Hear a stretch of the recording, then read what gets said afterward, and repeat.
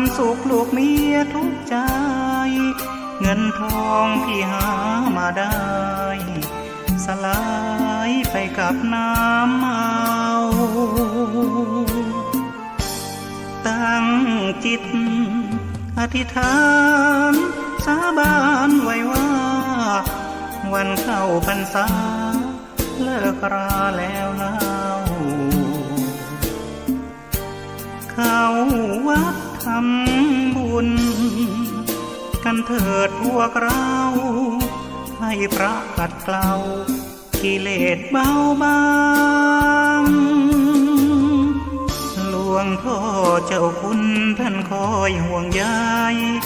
อยากเห็นครอบครัวสดใสปลอดภัยในทุก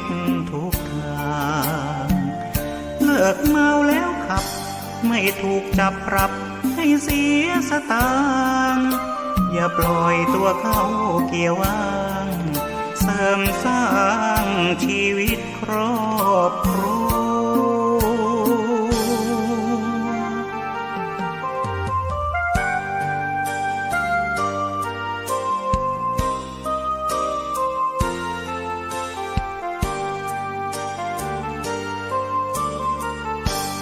ตั้งจิตอธิษฐานสาบานไว้ว่าวันเข้าพรรษาเลิกราแล้วเล่าเข้าวัดทำบุญกันเถิดพวกเราให้พระขัดเกลากิเลสเบาบางหลวงพ่อเจ้าคุณท่านคอยห่วงใยอยากเห็นครอบครัวสดใสปลอดภัยในทุกทาง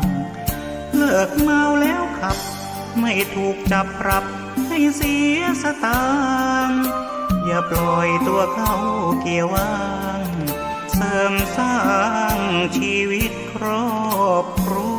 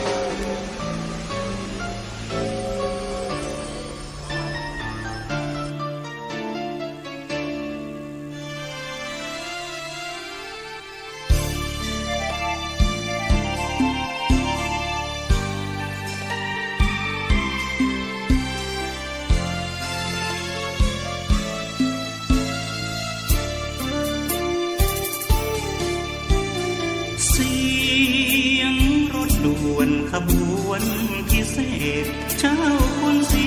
ธรรมนิเทศก่อกำเนิดธรรมสัญจรวันเข้าพรรษาทุกวันพระทำบุญขอพรรายการธรรมสัญจรร่วมแรมร้อนวัดทั่วล้านนา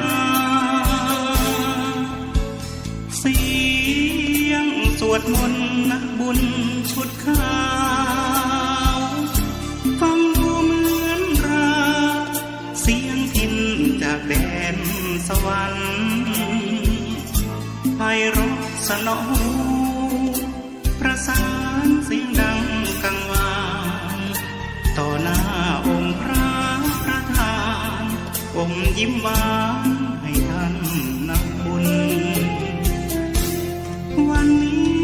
เราต่างมาทั่วสารทิศแต่เราร่วมจิตรวมใจเป็นดวงเดียวกันเหมือนญาติพี่น้อง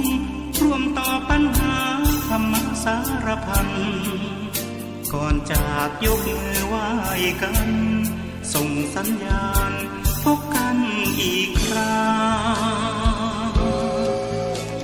เสียงรถด่วน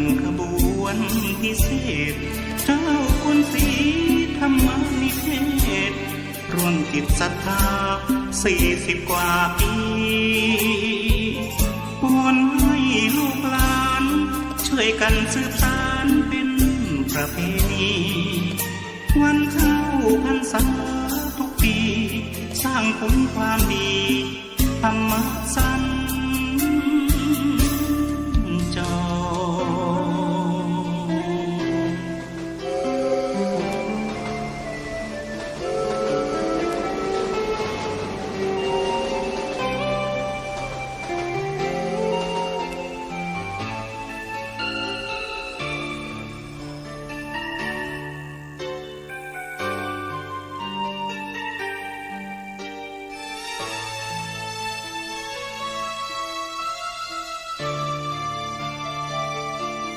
วันนี้เรา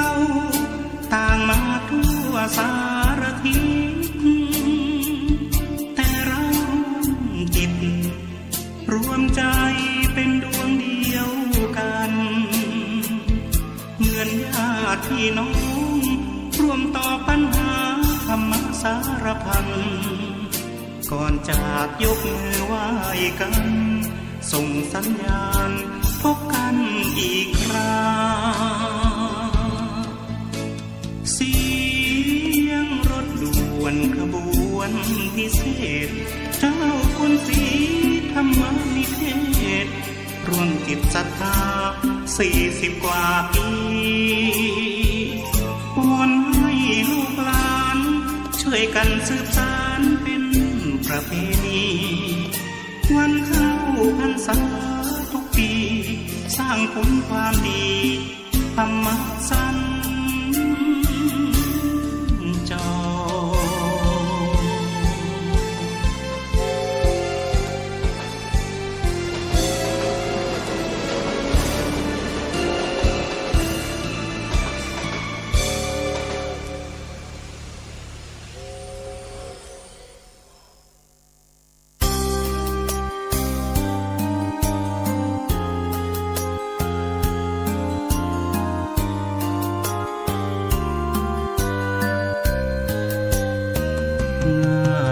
นักเรื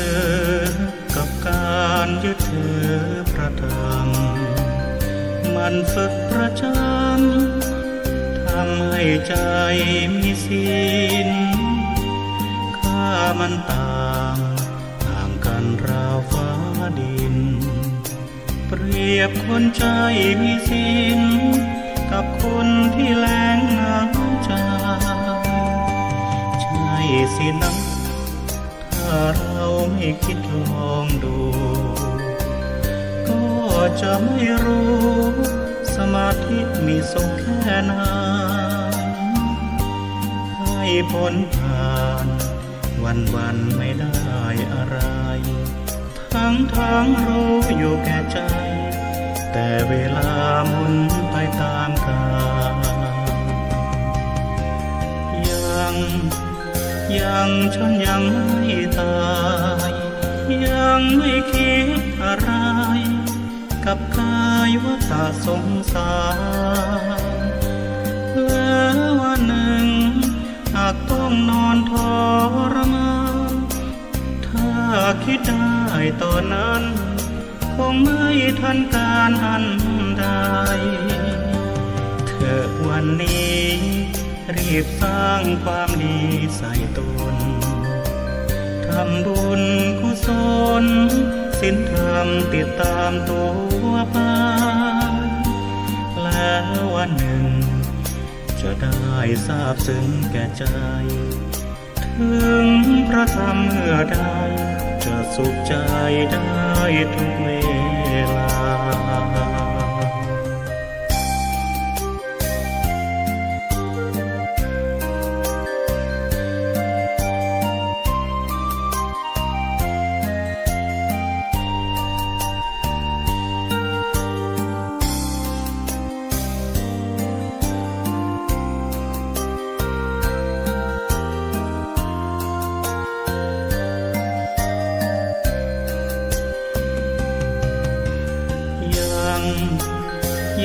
ฉันยังไม่ตายยังไม่คิดอะไร กับกายว่าตาสงสารแล้ววันหนึ่งหากต้องนอนทรมานถ้าคิดได้ตอนนั้นคงไม่ทันการอันใดเธอวันนี้รีบสร้างความดีใส่ตนทำบุญกุศลศีลธรรมติดตามตัวไปแล้ววันหนึ่งจะได้ทราบซึ้งแก่ใจถึงพระธรรมเมื่อใดจะสุขใจได้ทุกเวลา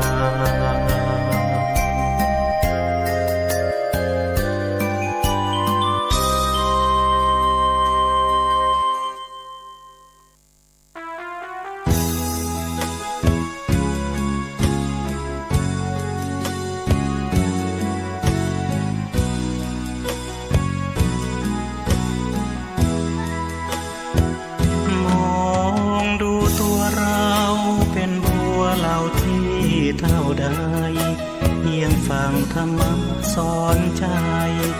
ก็ได้ดวงตาเห็นธรรมพระพุทธองค์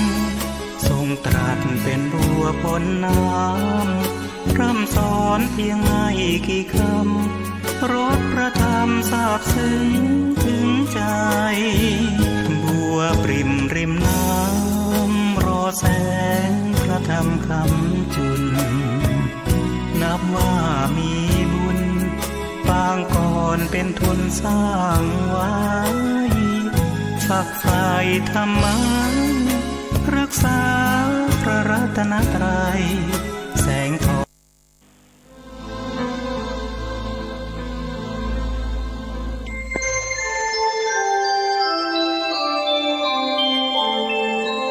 ขณะนี้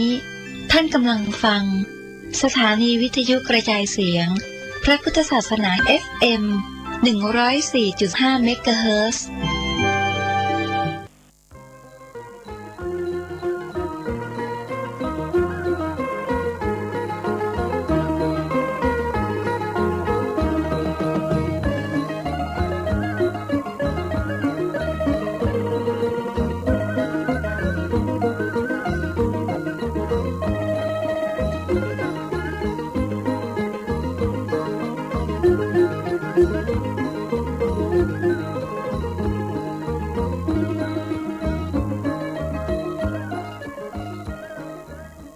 ขอความเจริญในธรรม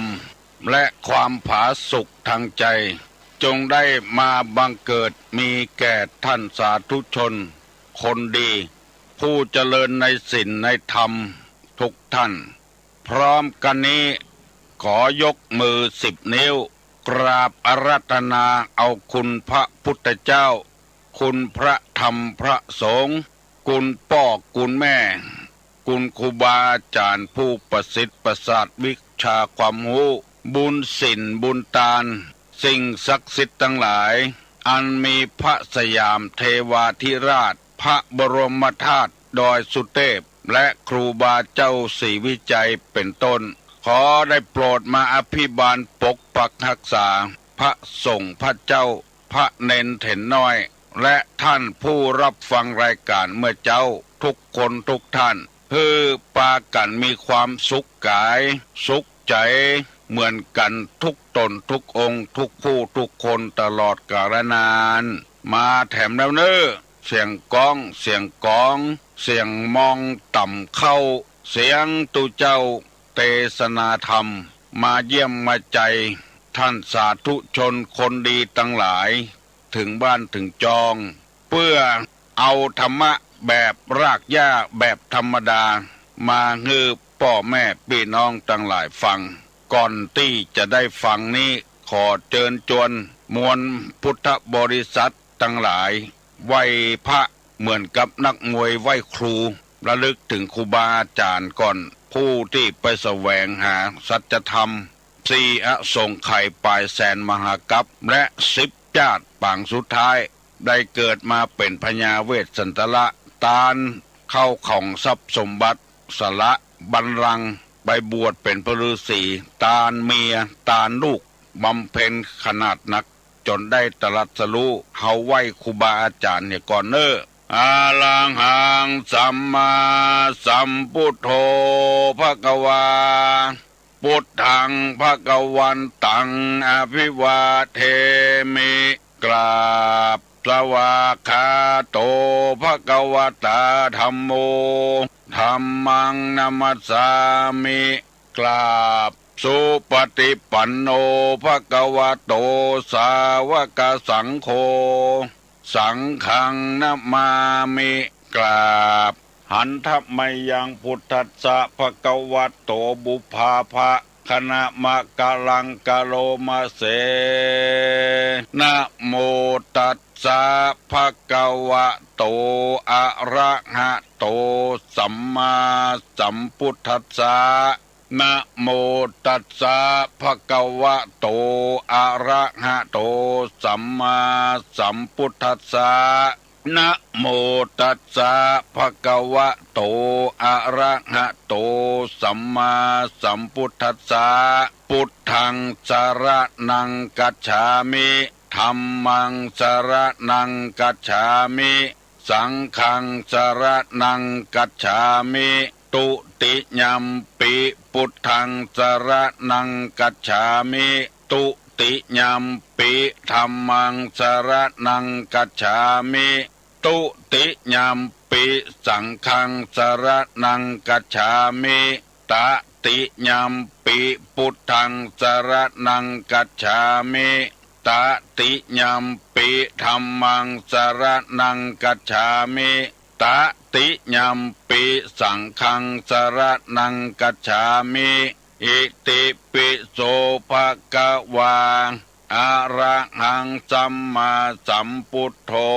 วิชชาจรณะสัมปันโนสุขโตโลกาวิทู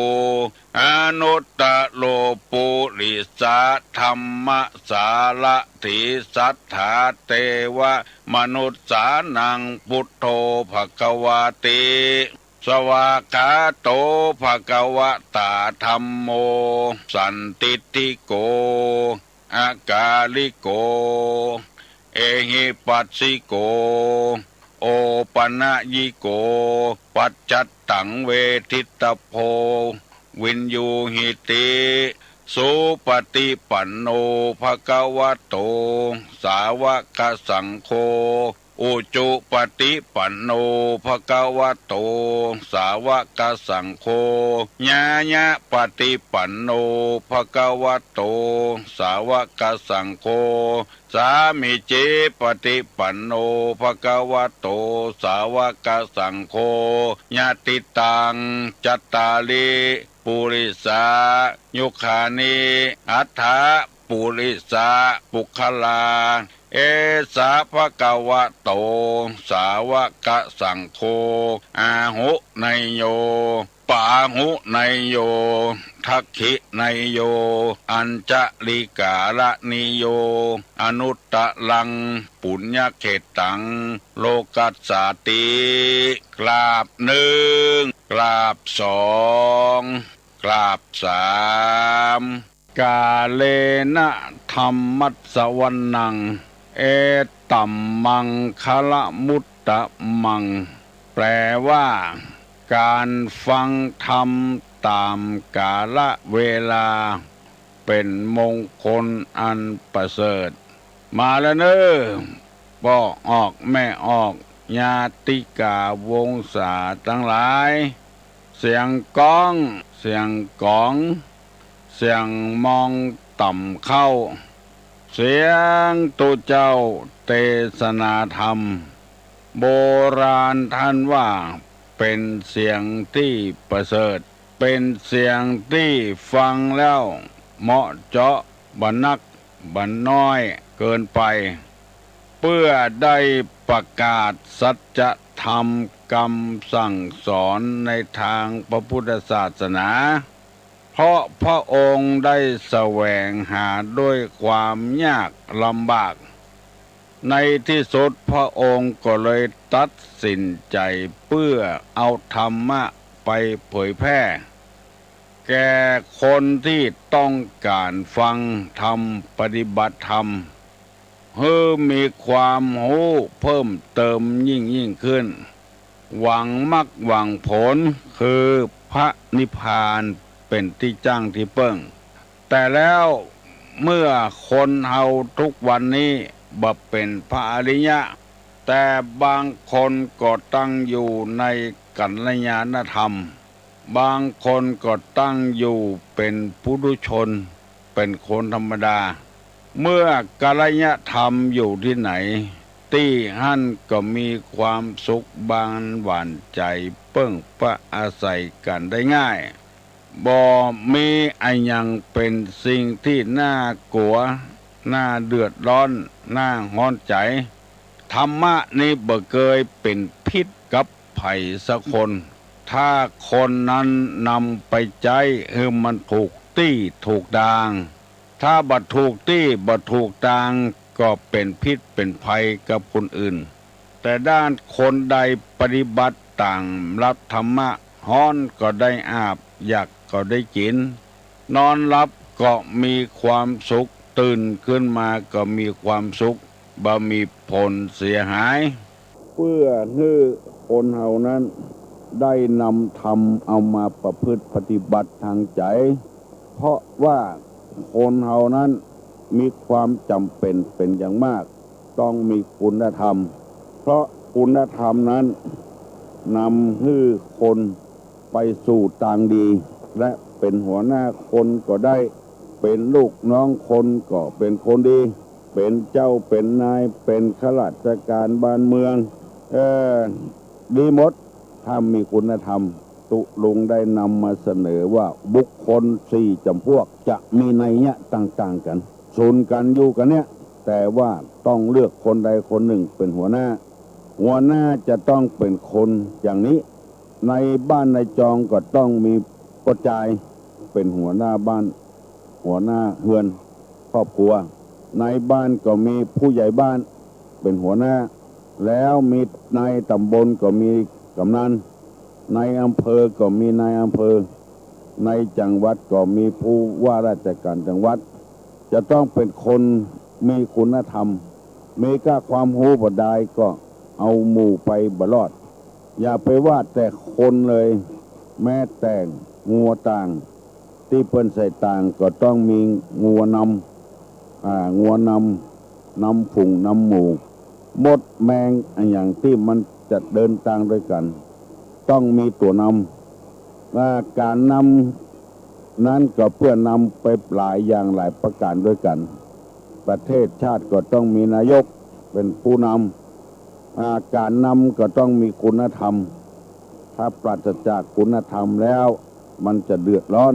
เพราะฉะนั้นตุลุงจึงนำมาเสนอหลายวันแล้วผู้ทั้งทำและพยายามทำตนให้เดือดร้อนอันนี้เป็นผู้นำบ่ได้ผู้ทั้งทำและพยายามทำให้ผู้อื่นเดือดร้อนก็เป็นหัวหน้าคนบ่ได้ผู้ทั้งทำและพยายามทั้งทำตนและผู้อื่นเดือดร้อนอันนี้ก็เป็นหัวหน้าคนเป็นเจ้านายคนบ่ได้ผู้ที่จะเป็นเจ้าคนนายคนนั้นผู้ทั้งไม่ทำและไม่พยายามให้ตนและผู้อื่นเดือดร้อนอันนี้เป็นหัวหน้าคนได้จะได้นำหมู่นำคณะไปสู่ทางดีและแถมในยะหนึ่งว่าผู้ปฏิบัติเพื่อประโยชน์ตนแต่ไม่ประโยชน์เพื่อผู้อื่นอันนี้ก็เป็นหัวหน้าคนบ่ได้ผู้ปฏิบัติเพื่อประโยชน์ผู้อื่นแต่ไม่ปฏิบัติเพื่อตนก็ใจบ่ได้เป็นหัวหน้าคนบ่ได้ผู้ไม่ปฏิบัติเพื่อตนและไม่ปฏิบัติเพื่อผู้อื่นอันนี้ก็เป็นหัวหน้าคนบ่ได้จะต้องเป็นผู้ปฏิบัติประโยชน์ตนด้วยประโยชน์เพื่อคนอื่นด้วยอันนี้จึงเป็นหัวหน้าคนได้ใจได้เป็นพ่อค้าพ่อขายก็ได้ทำทั้งประโยชน์ตนในผู้อื่นแล้วผู้ที่เกิดมาแล้วบัดให้ทำประโยชน์ในอย่างสักอย่างคือมืดมาแล้วก็มืดไป1 2ผู้มืดมาแล้วก็สว่างไปอันนี้ยังแควนน้อย กรรมมาบูเรื่องของเรากรรมไปนี่ดีขึ้นผู้สว่างมามืดไปก็ใจบ่ได้ผู้ที่ใจได้ก็คือมืดมาแล้วมืดไปดังที่ตุลุงนำมาเสนอได้2 วัน 3 วันแล้วแล้วก็ว่าผู้ถูกกิเลสครอบงำและไม่ละไม่บรรเทาอันนี้กดใจบ่ได้ผู้กิเลสครอบงำก็ละก็บรรเทาอันนี้ใจได้ผู้ถูกกิเลสครอบงำเพียงครั้งเดียวเพราะหลงลืมสติแต่พอได้สติก็รีบและบรรเทาอันนี้ใจได้ผู้รู้ว่ากิเลสเป็นมูลเหตุแห่งทุกข์จึงทำตนให้ไม่มีอุปกิเลสอันนี้ก็ใจได้ต่อไปนั้นวันนี้จะได้นำเสนอกรรมที่ว่าบุคคล4 จำพวกแห่งในยะหนึ่งผู้มีสุตะน้อยไม่เข้าถึงสุตะ2ผู้มีสุตะน้อยเข้าถึงสุตะผู้มีสุตะมากข้อ3ไม่เข้าถึงด้วยสุตะและก็ข้อที่4ผู้มีสุตะมากเข้าถึงด้วยสุตะอันนี้จะได้อธิบายให้พ่อแม่พี่น้องทั้งหลายฟังคำว่าสุตะหรือโสตะนี้เป็นกรรมบาลีถ้าเป็นกรรมไทยว่าการฟังคนฟังน้อยและบ่เข้าถึงการฟังทำไมต้องฟังเพราะว่าการฟังนี้ทำให้บังเกิดมีความรู้เรื่องธรรมะน้อยพอได้ยินธรรมะแถมบ่เอาละบ่ฟังละกลัวว่าธรรมะจะเข้าถึงความบดีของตัวถือว่าทุเจ้าเตะธรรมดาตัวเก่าขอย้ำแถมกำหนึ่งเพื่อพี่น้องทั้งหลายได้หูผู้มีสุตะน้อยไม่เข้าถึงด้วยสุตะคนได้ยินได้ฟังน้อยแต่บ่พยายามฟังยังคนที่บ่ฟังกำไผ่กำปอกกำแม่ไปย่อยนะไปย่อยนะอันนี้อันตรายแล้วบางคนก็ใครย่อยเกินน้ำไปเตื้อบ่พอ2 เตื้อ 3 เตื้อก็ทำมือคนเบื่อเพราะฉะนั้นเฮามีกำหูน้อยฟังน้อยก็ต้องบังคับจิตใจให้ฟังแล้วเราจะแก้ไขปรับปรุงสมมติง่ายๆว่ามีไผ่คนใดคนหนึ่งเล่าขวัญเฮาแล้วมีคนนำกำเล่านะมาอู้หูฟังคือฟังน้อยล้ำไปบอกฟังนักแล้วก็โคตรมีแต่บ่หูไปด่าเพิ่นไปว่าเพิ่นเพื่อหูเคียงมาลุนก็เป็นอย่างอันไปเหี่ยคือฟังน้อยแล้วบอกพยายามฟังแถมอย่างตุลุงมาเจ้าเนี่ยบางคนเพิ่นต้องการความรู้อย่างพี่น้องทั้งหลายลูกหลานทั้งหลายฟังเวลาเนี้ยต้องการความรู้ก็พยายามฟังให้รู้บางคนบ่ฟังบ่ฟังก็เพราะมีทิฏฐิมานะความถือเนื้อถือตัวบางเตื้อก็เฮียนแล้วรู้แล้วถือว่ามีความรู้แล้วบ่ฟังอย่างนี้ก็มีเพราะฉะนั้นแล่งฟังแล่งได้กำหูคือเอากูคนพยายามอย่าไปเป็นคนอย่างนี้เพิ่นว่ามีความรู้น้อยแต่บ่เข้าถึงความรู้สุตตะนี่แปลว่าฟังโสตะนี่คือหูข้อที่2ผู้มีสุตะน้อยเข้าถึงด้วยสุตะนี่อันนี้ถูกต้องมีกำหูน้อยเพิ่นเจิญไปฟังเข้าถึงที่ฟังเพื่อได้ความรู้เพิ่มเติมแถมเพื่อเฮาก็จะได้เงินก็กำเก่านะอย่างเงี้ยเป็นต้นคือยังมีทิฏฐิอยู่ทิฏฐินี่มันการถือตัวมันบังความรู้หมดบังกูอย่างกินเคี้ยวมาปองแง้มกินเคี้ยวมาปอกอย่างมื้อเนี้ยวิธีการใหม่ๆเปลี่ยนแปลงใหม่ๆเทคโนโลยีใหม่ๆมันทำให้มีความรู้นักขึ้นบ่ฟังอันนี้เพิ่นบอกว่าผู้มีสุตะน้อยเข้าถึงด้วยสุตะคือโดยการฟังข้อที่3ผู้มีสุตะมากไม่เข้าถึงด้วยสุตะอันนี้คือมีทิฏฐิมาบังไว้ไล่ฟังมานักแต่บ่ฟังต่อละต่อใดต่ออันละอันนี้ก็อันตรายเพราะว่าของใหม่ๆมันมีมาแถมมันบ่เหมือนเก่าแล้ว ยังหมอประเดี๋ยวเนี่ยหมอตะก้อนนี่ผ่านิ้วผ่าไส้ติ่งนี่เป็นคืบปุ่นตู้ลุงก็โดนมาแล้วประเดี๋ยวนี่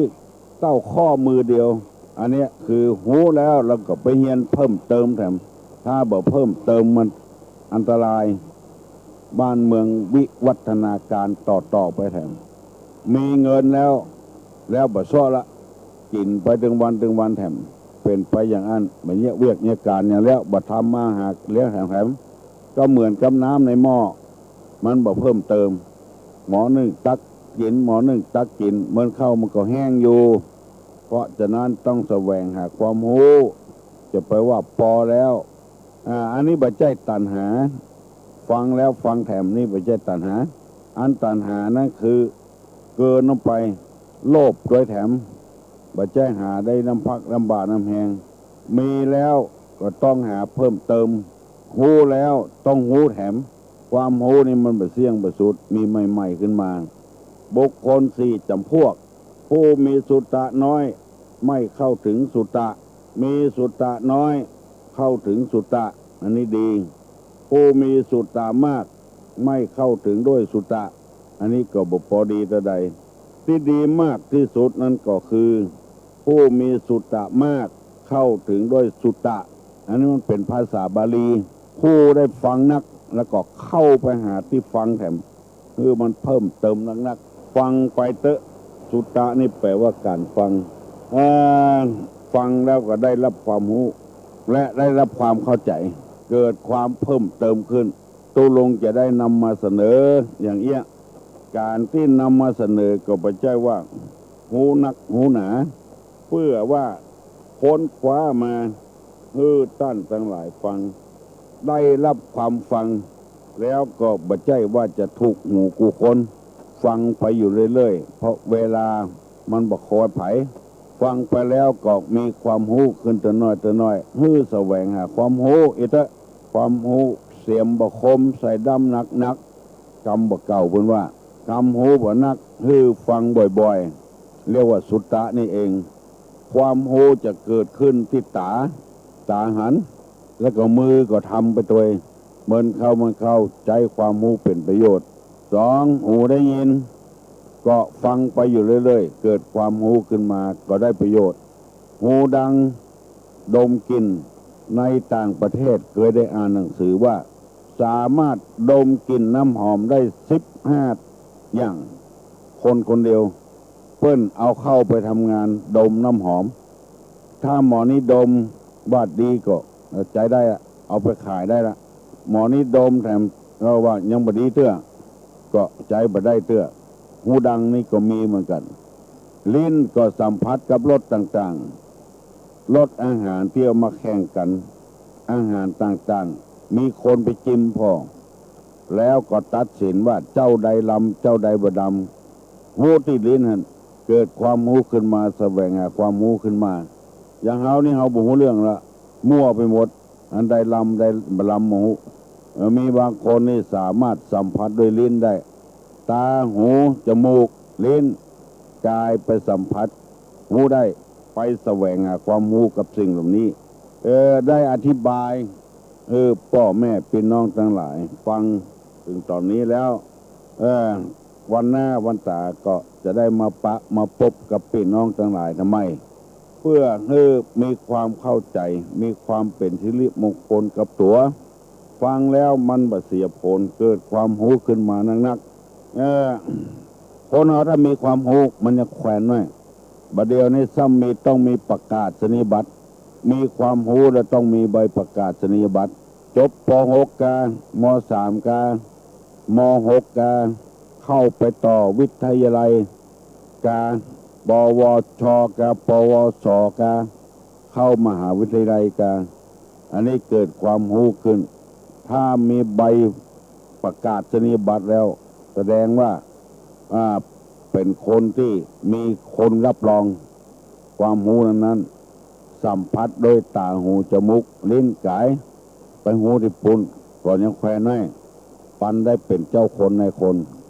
บางทีก็หูแล้วแต่บ่มีใบประกาศนียบัตรบ่มีใครรับรอง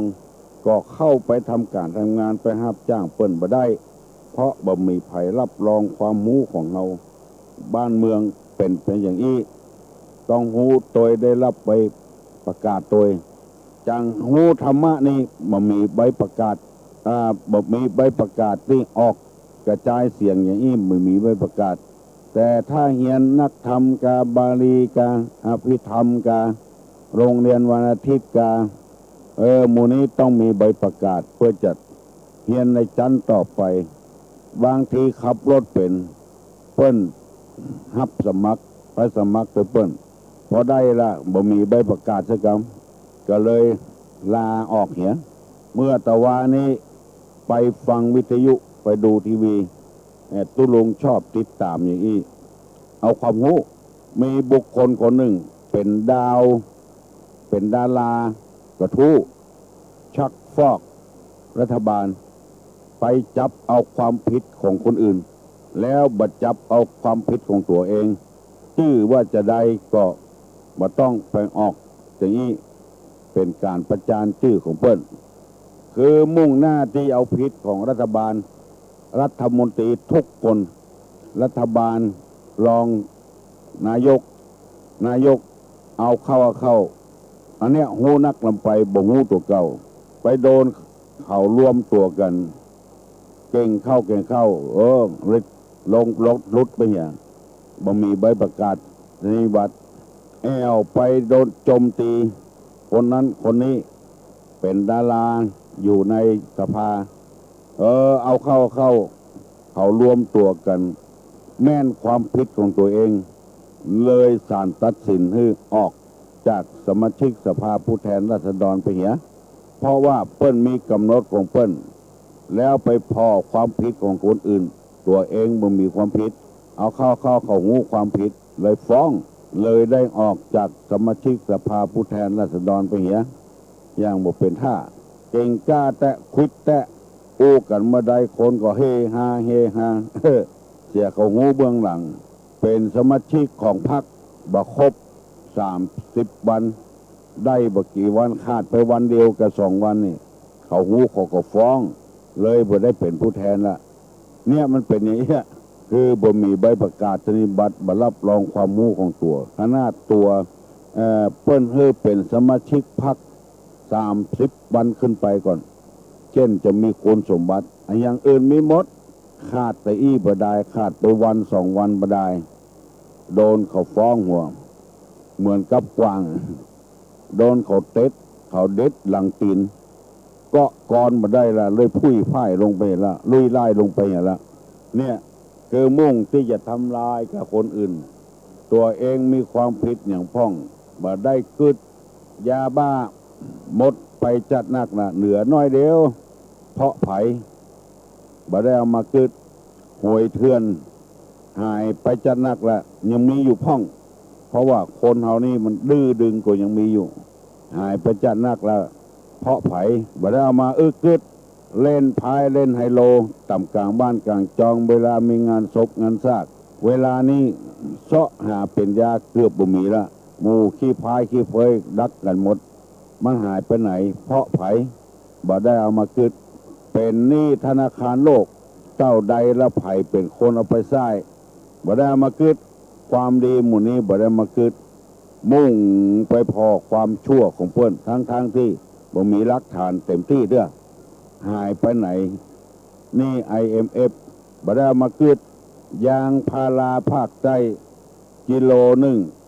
17-18 บาทบัดเดี๋ยวนี้ปุ้งขึ้นเพียง50-60 บาทเพราะไผบ่ได้มากึดแถมจัดนักอะตึกรามบ้านช่องสร้างหาดบ่เบ้อบัดเดียวนี้ลุกขึ้นมาอย่างดอกเห็ดเศรษฐกิจดีขึ้นเพราะไผบ่ได้มากึดหมู่เนี้ยมันมีใบประกาศนียบัตรพอถูกตัวพ่องเอาเห็นแล้วโวยวายละแก้ตัวว่าจะได้เขากลัวผมอภิปรายให้มันแตกหักเขาเลยแกล้งผมเนี่ยทั้งที่ตัวอายุบ่ครบแต่ที่เป็นสมาชิกพรรคยังโดนว่าเขาแกล้งผมเพราะขาดคุณสมบัติอย่างเงี้ยขาดคุณธรรมน้อยเดียว อู้เก่งแท้อู้มาใดคนแตกกันตึงหน้าดำหน้าแดงเหมือนตัวตลกในสภาแต่ว่านี่ศาลตัดสินอยู่แล้วบ่มีสิทธิ์อยู่แล้ว อันนี้ปอกออกแม่ออกปีป้านาอาทั้งหลายตุลุงนำเอามาเสนอกูเจ้าว่าต้องไปถึงสภาผู้แทนราษฎรมอกในบ้านในจองเฮานี่ก็เหมือนกันต้องนึกถึงความบดีของตัวเองก่อนที่จะไปว่าให้คนอื่นเมื่อเฮาฟังแล้วเฮาใครปากตึกแต่ต้องมีหลักมีฐานให้ปากว่ามีความโหแล้วไปเป็นอยู่อย่างนั้นเบื้องหลังของตัวมีเปลือกเตอสิ่งที่บดีบดักแล้วลูกใครไปเป็นหัวหน้าคนเป็นเจ้าคนนายคนมีนักต่อนักละวัดวาตู้เจ้าบ่มีตู้หลวงก็บ่มีตู้น้อยก็มีขัดแตกไปบวชด้วยเปิ้นเสียบวชแล้วบึดอันหนึ่งโตยบัตันเป็นตู้หลวงบัตันแล้วจำเป็นสังชิกกลางคันนะไผว่าฮือก็บ่ได้ละว่าฮือก็มิ่งทั้งที่มันถูกแล้วเป็นอันบ่ถูกตัวเก่าคนเดียวก็เลยตัดสินใจโคตรเกลียดเพื่อนไผคิดว่าจะได้พ่องที่ตุลุงนำมาเสนอนี่มันเป็นการถูกต้องแล้วตุลุงก็รู้ว่ามันถูกต้องจึงนำมาเสนอให้พี่น้องวงศาคณาญาติทั้งหลายได้ฟังปนมมือเนอะจะปั่นปอนแล้วอายุวัฏโกธนะวัฏโกสิริวัฏโกญัสสะวัฏโกพละวัฏโกวันนะวัฏโกสุขวัฏโกโหตุสัพพตาทุกขโรกาปัญญาเวลาโสกาจันตุจุปัตตวาอเนกาอันตรญาปิวินาสันตุจเตจะสาสปีติโยวัจันตุสัพพโลโกวินาสตุมาเตภาวะตวนตาลาโยสุขีติคายุโกภาวะอภิวาทนะสีริสนิจังวุธาปจายิโนจตารโลธรรมาวัฏันติอายุวันโนสุขังปะลัง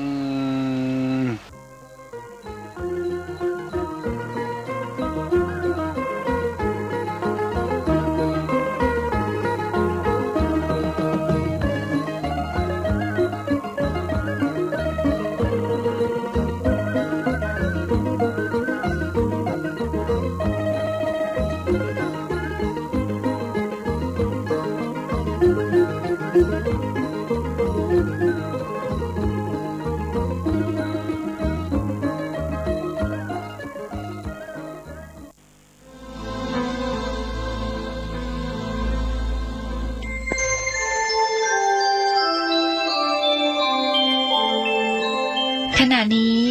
ท่านกำลังฟังสถานีวิทยุกระจายเสียงพระพุทธศาสนา FM 104.5 เมกะเฮิรตซ์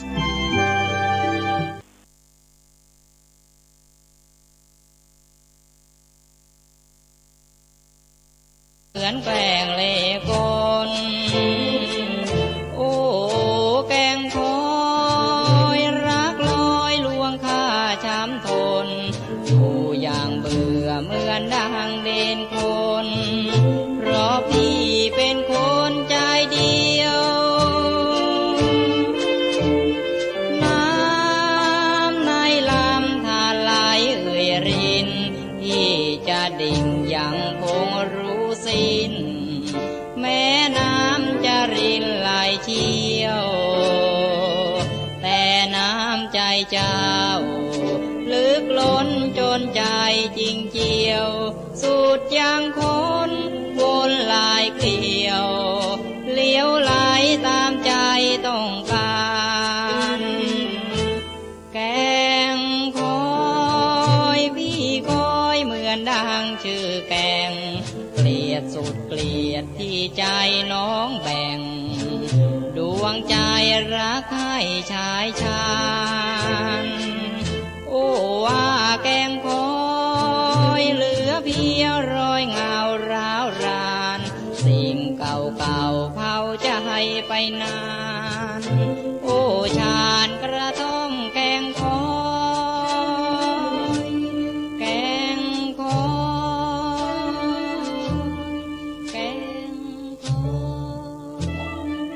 ย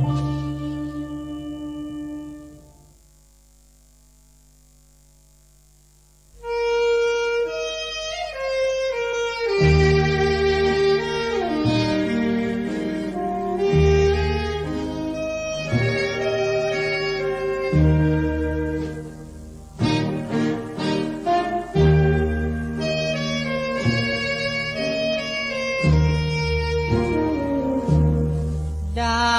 วเอ๋ยดาวน้อยเจ้าลอยสูงเด่นใครใครเขาก็แลเห็นว่าเจ้าสูงเด่นเหนือดาวดึงเจ้าเป็นดาวที่พี่อาจเอื้อมไม่ถึงอยู่เหนือดาวดึงพี่จึงได้แต่แลมองดาวเอ๋ยก่อนนั้นเจ้าอย่างไรค่าใครใครก็ไม่นำพาไม่เลิศเลอกว่าแสงดาวเรืองรองเจ้าสกาวจึงมีคนเฝ้าคอยปองเด่นเหมือนดาวทองสักวันจะมองวิญญาณก่อนนั้นเจ้าคิดถึงบ้างหรือเปล่าก่อนที่จะมาเป็นดาวใครเขาส่งเจ้าเข้ามาเฝ้าอุ้มชูจนเจ้าได้เป็นดารามีแสงมีค่าพอได้เวลาก็เคลื่อนคล้อยดาวเอ๋ยอย่าหาว่าพี่ทิ้งเจ้าวันใดเจ้าปวดรู้ร้าวตัวพี่จะเฝ้าแงนคอรอคอยเฝ้ารอซับน้ำตาดาวที่ร่างย้อยหากแม้ดาวลอยใช่ลอยจากฟ้าลับไป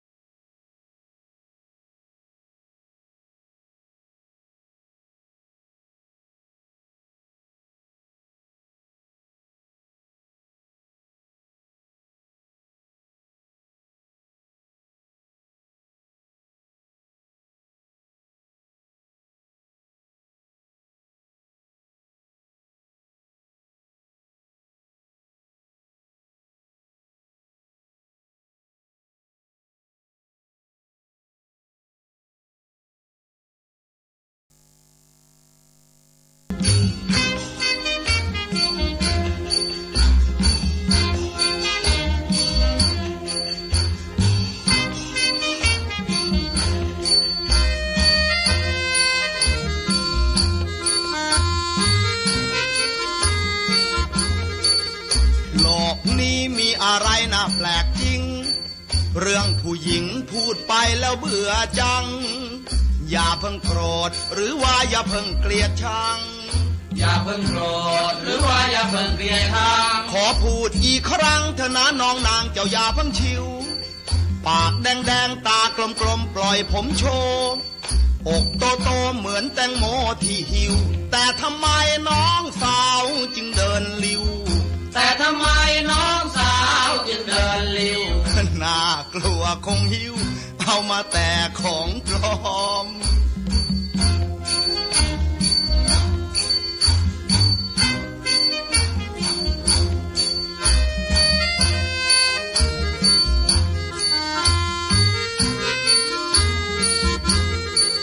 ของไม่จริงมันจึงไม่สั่นไม่ไหวเขย่าเท่าไรจะให้มันไหวมันก็ไม่ยอมสงสัยข้างในคงเป็นของปลอมสงสัยข้างในคงเป็นของปลอมที่แม่เนื้อหอมปลอมไว้หลอกคุณลุงผู้หญิงไทยสมัยนี้ผิดกว่าเดิม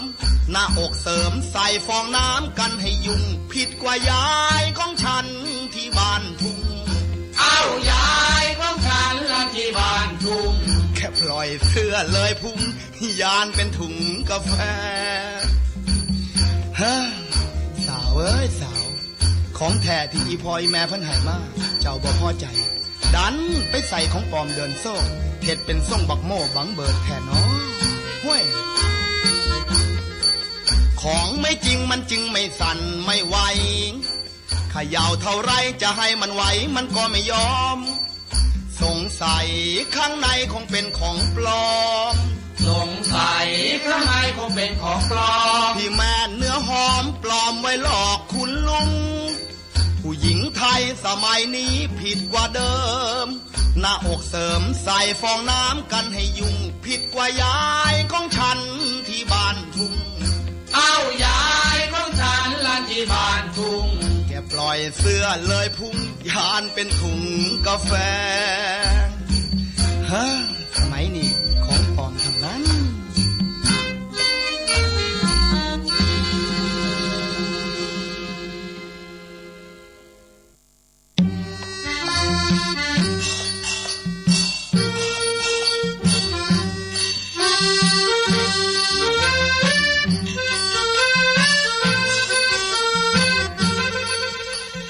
เสียวใส่จริงๆคุณผู้หญิงสมัยนี้แต่งตัวออกจากบ้านแต่ละทีแต่งตัวออกจากบ้านแต่ละทีช่างสั้นชินดีนะแม่คุณเอ๋ยผ้าผ่อนเม็ดละไม่กี่สตางค์ทำไมน้องนางจึงขี้เหนียวจังเลยขาขาวๆก็พอไหวเอ้าขาขาวๆก็พอไหวแต่บางคนขาลายไม่เอาไหนเลย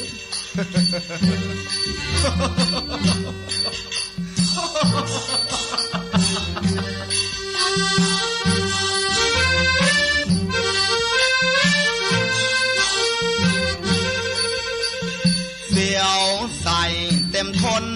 ตามถนนหนทางไม่ว่าสาวแก่แม่นางไม่ว่าสาวแก่แม่นางนุ่งสั้นกันจังตามอย่างกันเปียบเลยแท็กซี่วิ่งอยู่ตามถนนพอมองขาหน้ามนรถเลยชนกันเลยห่วยมันสวยแต่สาวก็เพราะไอ้ขาขาวๆเลยข้างขาเศร้าตามเคยห่วยมันสวยหลายแต่น้องบ่ฮู้สวยอย่างสวยแต่สาวข้าเศร้าก็ยังบ่ได้รถก็ดันมาซ่อนกันเสียวใส่จริงๆคุณผู้หญิงสมัยนี้แต่งตัวออกจากบ้านแต่ละทีแต่งตัวออกจากบ้านแต่ละทีช่างสั้นสิ่งดีนะแม่คุณเอ๋ยผ้าผ่อนเม็ดละไม่กี่สตางค์ทำไมน้องนางจึงขี้เหนียวจังเลยขาขาวๆก็พอไหวเอ้าขาขาวๆก็พอไหวแต่บางคนขาลายไม่เอาอันไหนเลย ตามถนนหนทาง ไม่ว่าสาวไม่ว่าสาวแก่แม่นางไม่ว่าสาวไม่ว่าสาวแก่แม่นางนุ่งสั้นกันจังตามอย่างกันเปรียบเลยแท็กซี่วิ่งอยู่ตามถนนพอมองขาหน้ามนรถเลยชนกันเลยห่วยมันซวยตาสาวก็เพราะไอ้ขาขาวๆเลยข้างขาเศร้าตามเคยมันซวยหลายแค่น้อ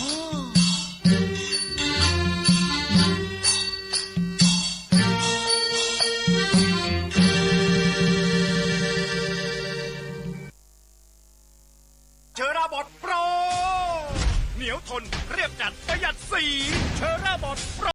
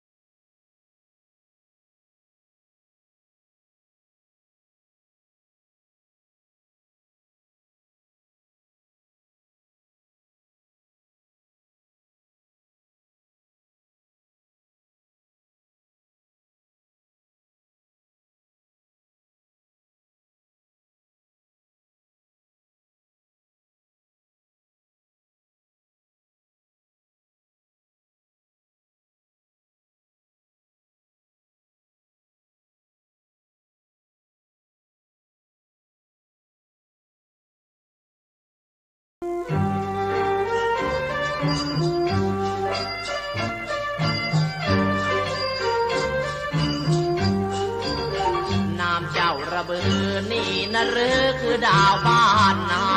นับเป็นวาสนาดลจิตพายมาเจองามดังนางฟ้าแข่งดาราแพ้พายอายเธอหนุ่มหรือแก่พอแลต้องเธอชวนว่าเธอยวนตาหน้าดู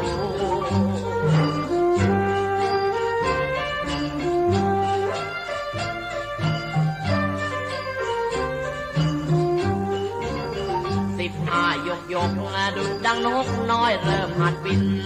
ระวังลมเล่ลิ้นชายให้กินจะบินตกหูยังอ่อนไหวแท้เพศอ่อนแอของแม่คุณหนูอีกสักหน่อยดาวลอยหมดรู้คงน่าดูผู้ชายไม่มอง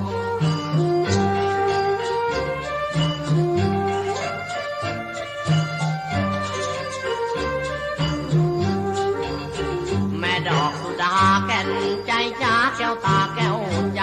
สวยเอ้ยคนบ้านไกลจงเก็บใจไว้คอยคู่ครอง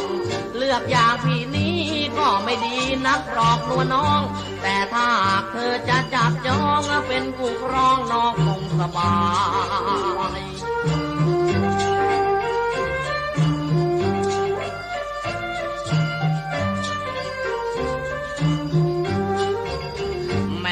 บัวตูมพี่ตกหลุมรักดาวบ้านนาแม้นมีวาสนาชายจะมาบ้านนาไม่วายจะปลูกเรือนหอเมื่อเตรียมรอไว้ใส่จดหมายหาก18 ขวบปีเมื่อใดรอพี่ชายนี่ไปสู่ขอ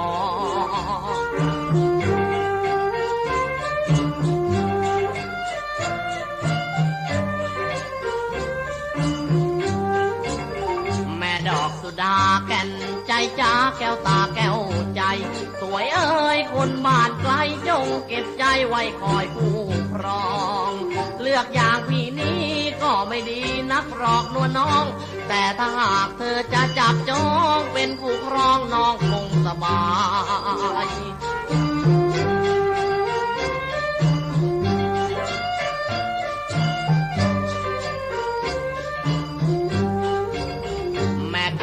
ตูมพี่ตกหลุมรักดาวบ้านนาแม้นมีวาสนาชายจะมาบ้านนาไม่วายจะปลูกเรือนหอเพื่อเตรียมรอไว้ใส่จดหมายหาก18 ขวบปีเมื่อใดรอพี่ชายนี่ไปสู่ขอ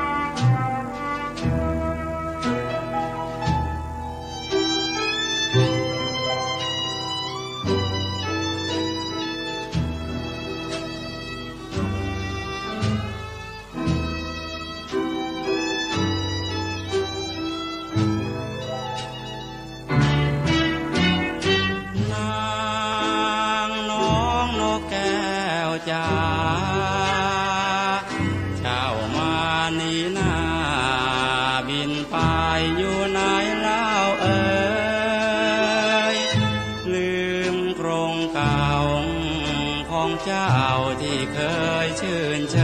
ยลืมแม้แต่คนเลี้ยงเจ้าเลยโอ้เอ๋ยมาด่วนจากกันน้ำพร้อมเหลือคำกล่าวชมสุดพานิยมยั่วอารมณ์แรงรักไฟฝันใครหลงเจ้าแล้วเศร้าสวงตรมโศกสันดังเหมือนเช่นคอนนั้นทุกวันต้องช้ำระทมโอ้เอ๋ยนางนกแก้วลื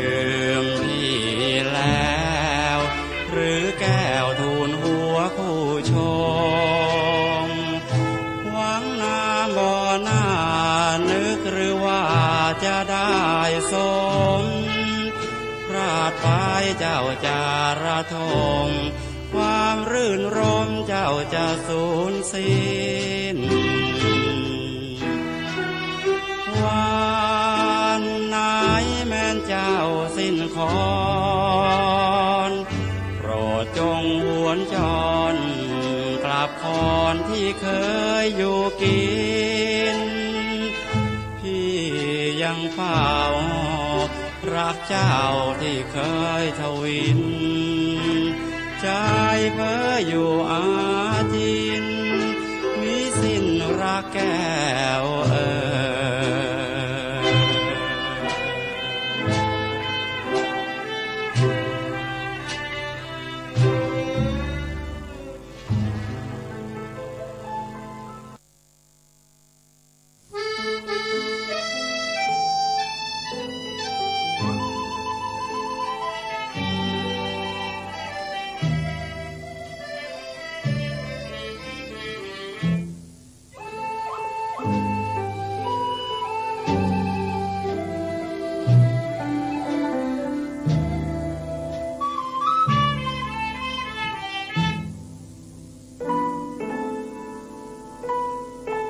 หยดหนึ่งน้ำสังที่ไหลหลั่งมามันกล่าวด้วยน้ำตางของข้าที่ไหลร่วงรินแทนน้ำถ้อยมาร้อยให้พรจนสิ้นเพื่อฝากรอยทวินถึงถิ่นเคยรักเคยชื่นหยดหนึ่งน้ำสังเพียงข้าหลังน้องยามเจ้าก้มโน้มร้องยังหลบตามองสะอื้นลมเจ้าสุขแต่รักข้าทุกเต็มตื่นไปคู่ครองคนอื่นรอยข้าฟื้นระทมขอสาบแล้วไม่ลืมเลยครั้งหนึ่งที่เคยช้ำตรมเหลือเพียงแต่น้ำตาพรมจะมอบไว้ให้ชมเป็นมิ่งควันอำลาหยดหนึ่งน้ำสังยังไหลหลั่งเตือนยามข้าพรากรักเยือนจึงเปรียบได้เหมือนน้ำตาเรือนหอที่มานะสร้างไว้คอยท่าต้องกลับพังทันตาเรือที่เจ้าคว้ามาชม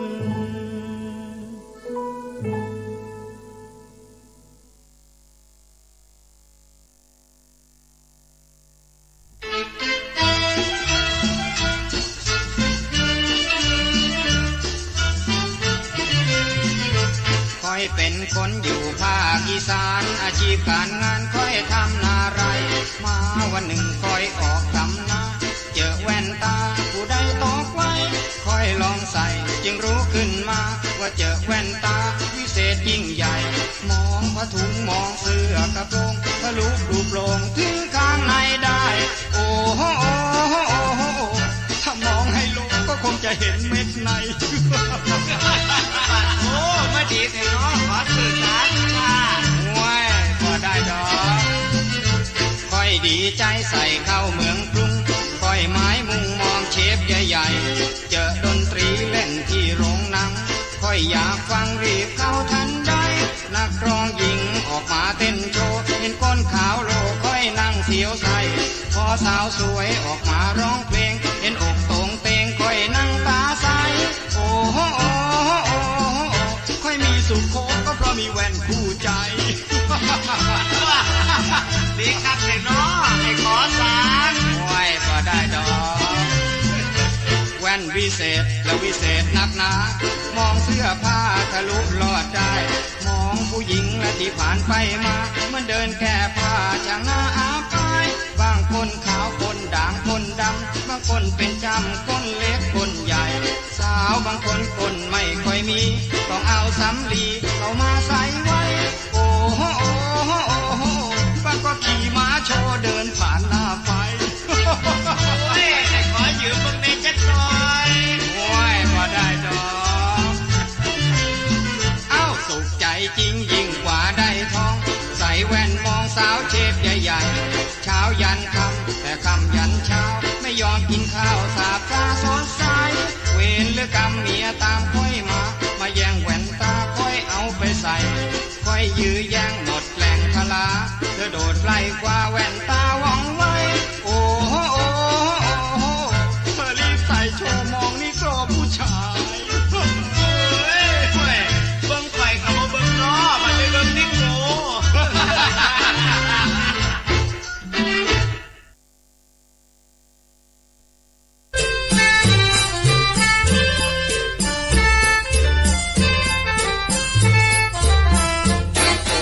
หู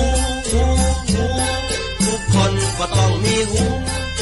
หนวกคือหูไม่ดีแต่ว่าหูลุงมีครึ่งดีครึ่งหนวกลุงมีแกเป็นคนบ้านนอกชอบออกทำไร่ไถนามีเมียชื่อว่านางมาทั้งแม่ยายพ่อตาก็เป็นคนหูหนวกสองคนเดินมาใกล้บ้านเดินผ่านหน้าบ้านพอดีจึงร้องถามไปยังลุงมีนึกว่าคนหูดีที่แท้กว่าคนหูหนวกลุงบ้านกำนันไปทางไหนครับโอ้ยขายว่าอะไรหรอครับซื้อมาไว้เลี้ยงครับเปล่าผมถามว่าบ้านกำนันไปทางไหนขายบ่ได้เมียบ่ให้ขายเป็ดซื้อมาเลี้ยงครับผมไม่ได้ถามซื้อเป็ดนะลุงนะโอ้ก็ยังว่าขายบ่ได้ขายบ่ได้บ่ขายแหละครับบ่ขายลุงมีบอกว่าบ่ขายโมโหเลยเดินหนีไปถ้าขืนอยู่ไปคงจะไม่เข้าที่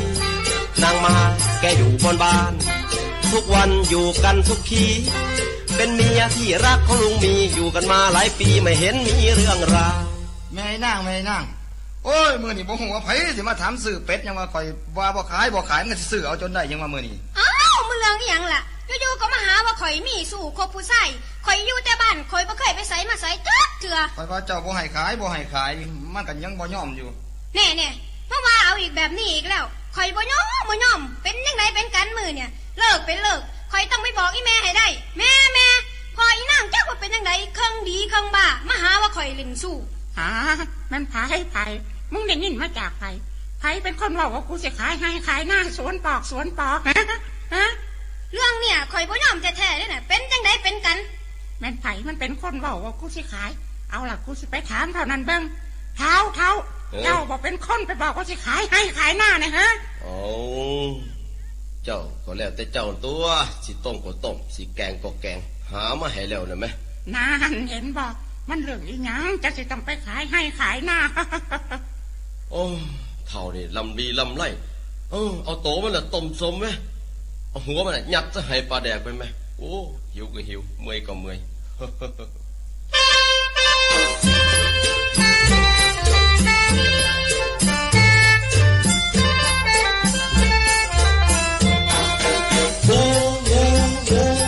ทุกคนก็ต้องมีหูหนวกคือหูไม่ดีแต่ว่าหูลุงมีครึ่งดีครึ่งหนวก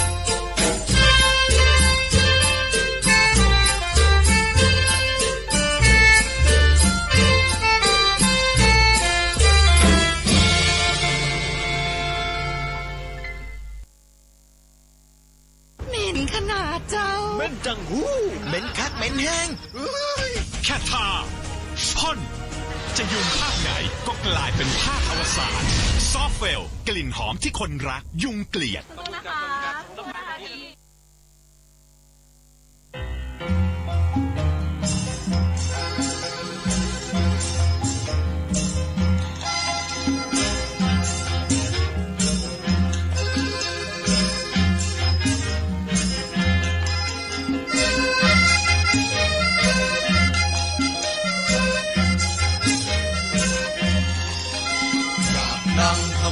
ถึงอยากดัง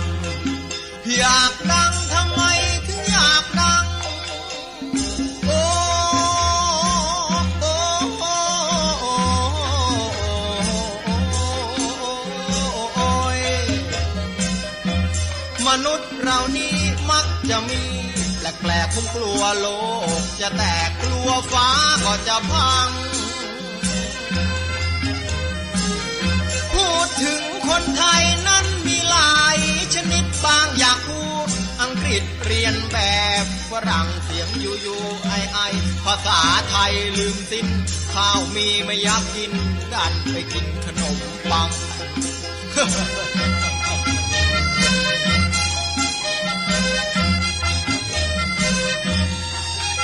อยากดังทำไมถึงอยากดังอยากดังทำไมถึงอยากดัง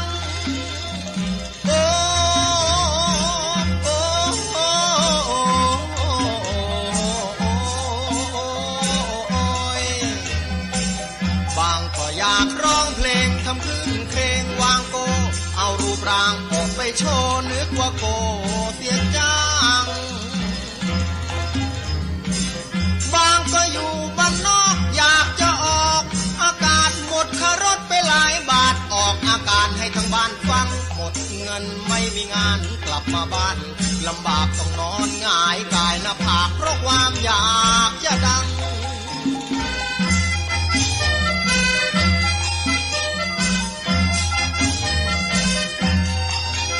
อยากดังทำไมถึงอยากดัง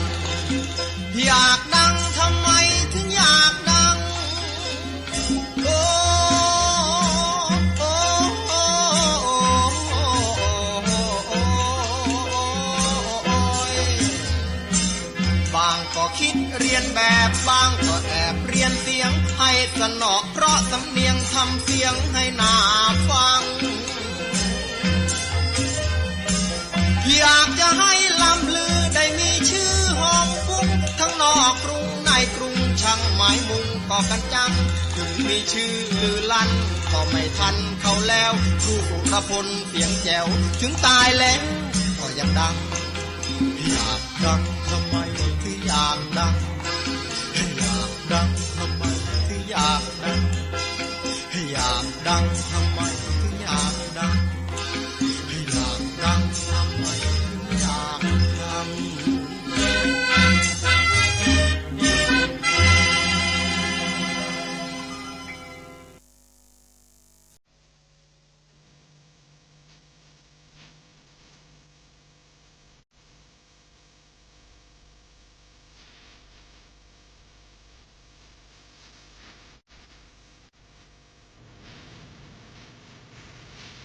ข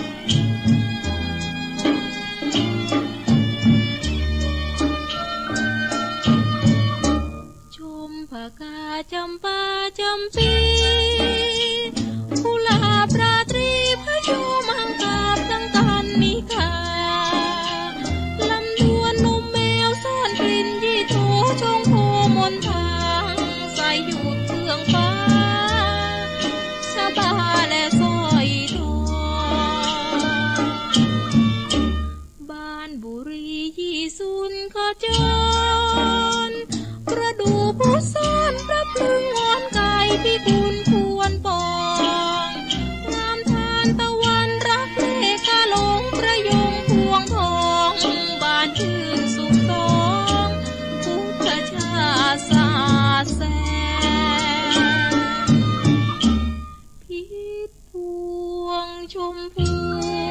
กระดังมาเลื้อยเคียงคู่ดูสุดสวยแฉลมรสสุคนคุณนาคนางแย้มสารพีที่ถูกใจงามอุบลปนจันทร์กระโปพี่เสื้อแต่ก็ต้มเล็บมือนางผู้ตาลกล้วยไม้ดาวเรืองนางฉันที่หุบมะลิวันแลวิไลชูช่อสวายเราใจในอุทยานพิษพวงชมพูกระดังมาเลื้อยเคียงคู่ดูสุดสวยแฉลมรสสุคนคุณนาคนางแย้มสารพีที่ถูกใจงามอุบลปนจันทร์กระโปพี่เสื้อแต่ก็ปลอมเล็บมือนางผู้ตาลกล้วยไม้ดาวเรืองนางฉันที่หุบมะลิวันแลวิไลชูช่อสวายเราใจในอุทยาน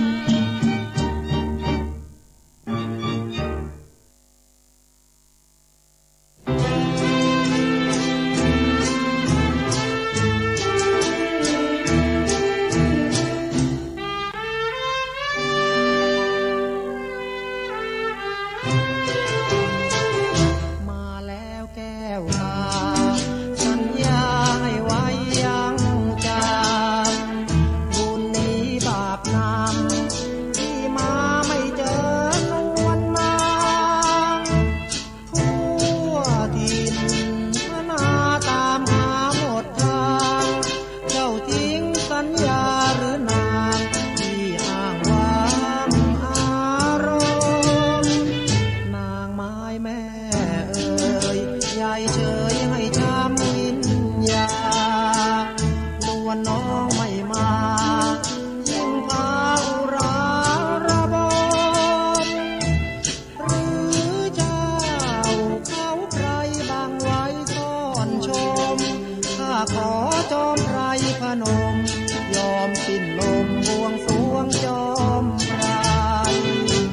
เทพารักษ์ร่มใสสาขาอุ้มสมพานางน้องมาให้ข้าเถิดนาพระสายมีน้ำตาข้าหลั่งรินจากใจขอหลั่งไว้ล้างเท้าเทวดาขอหนุนตักนางจนสางอรุโนไทยยอมแม้สิ้นใจเส้นสวงแด่ปวงเทวาคอยเจ้าแม่เงาไม่เห็นเจ้ามาที่นี้มีเพียงน้ำตารินหลั่งลารากไม้ใสงาม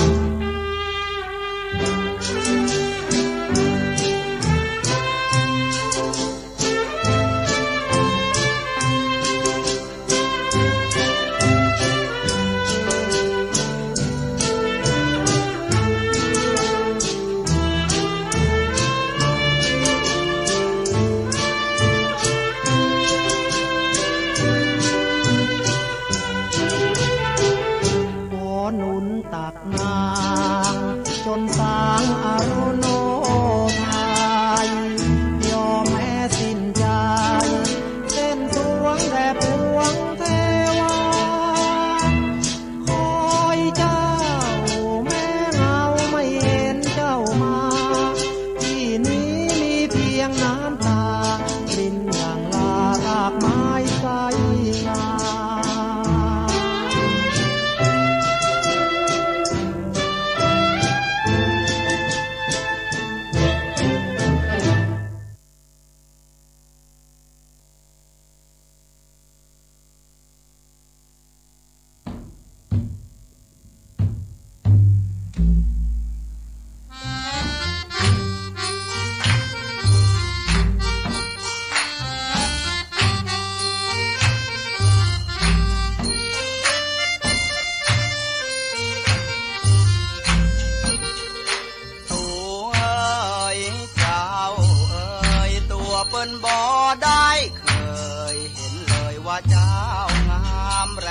ปิ้นอยากอยู่เคียงร่วมเรียงเคียงคู่นงรามอยากคลอเคล้าเจ้าอยู่ทุกยามสุดจะห้ามหักใจโปรดเอ็นดูเปิ้นหน่อยที่หักแม้นเพียงบอกเคยรู้จักเจ้าอย่าหักจากห่วงหาไทยเปิ้นบอกหักจากขั้วหัวใจบ่ต้องกลัวมองไม่ว่าใจเปิ้นหักบ่จริง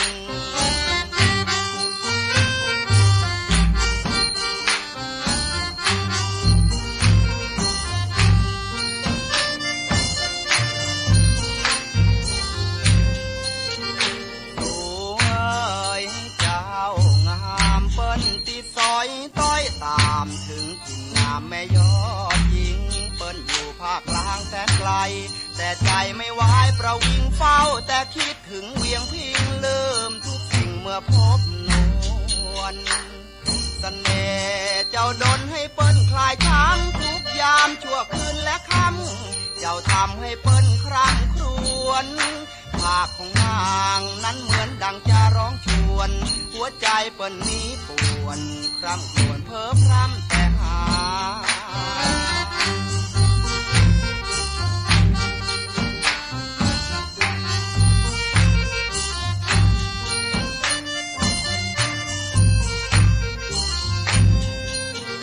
ตัวขวัญใจอย่าตัดเยื่อทิ้งใจโปรดใจเวทนา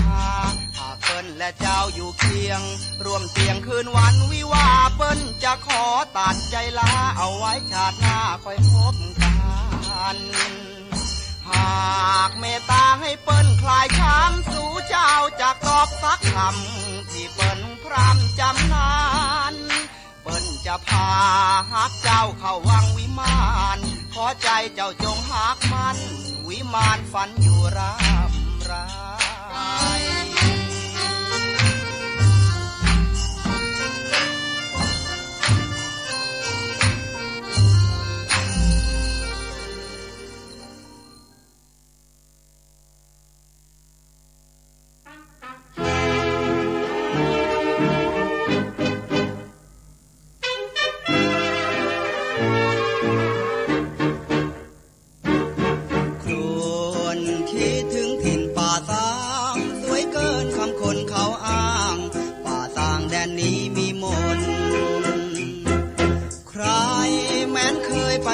สักคนแล้วต้องพลำเพ้อกังวลถึงสาวหน้ามนชมเจ้าสักครานโอดพริ้มดังหนึ่งคันสอนสันพางสะอ่างพริ้วอ่อนดังนางอับสรลาวันลอยชมมาในลำห้วยนั้นพริกลางบางผาเงือพลันและเห็นสวงนั้นอันอวบขาวนวลโอ้ป่าสังเจ้าเอ๋ยเพิ่งเคยได้ไปครั้งเดียวหัวใจโน้มเหนี่ยวรันจวนเพียงได้เห็นเสมือนเป็นบุญชักชวนใจฉันปวนเมื่อหวนคิดถึงป่าสังลาแล้วเมืองแก้วในฝันพบกันชั่วพลันแล้วจากไม่ทันฝากรักนวลนางคงเหลือเพียงแต่ความอ้างว้างเพ้อครุ่นคิดถึงนวลนางมนรักป่าสางฝังจิตมีคลาย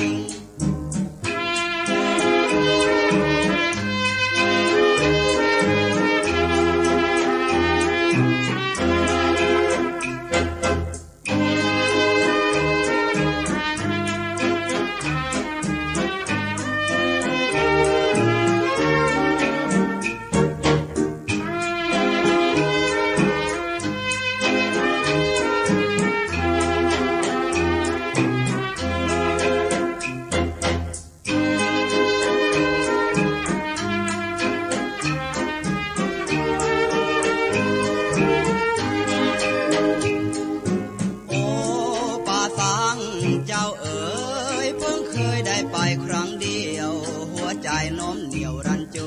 วนเพียงได้เห็น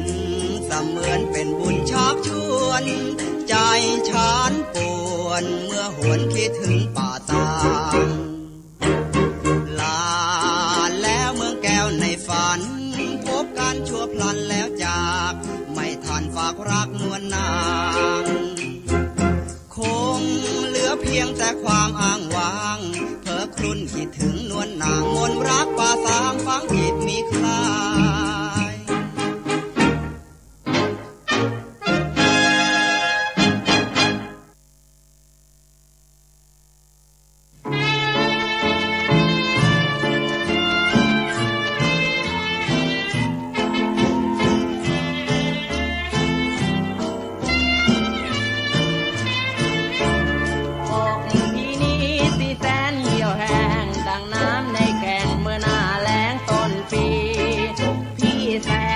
ชอกช้ำพี่ต้องอดน้ำมา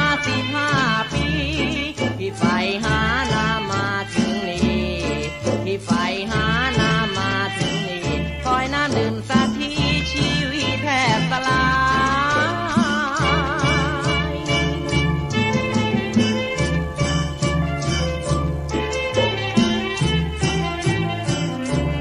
พี่อยากไรที่แทบจะแยกใครเนาะจะส่งน้ำแก้กระหา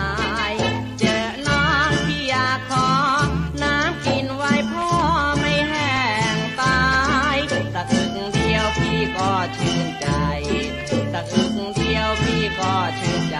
ไม่ต้องดื่มมากมายนิดเดียวหรอกแม่คุณ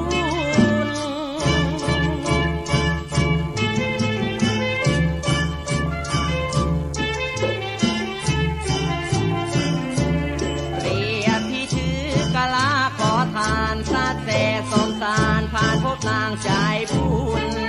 ส่งขันน้ำมาให้น้ำจืดใสดังใจการุณนี่แหละน้อน้ำใจแม่คุณนี่แหละน้อน้ำใจแม่คุณนวลนางช่วยค้ำจุนชีวิตไม่อับเฉา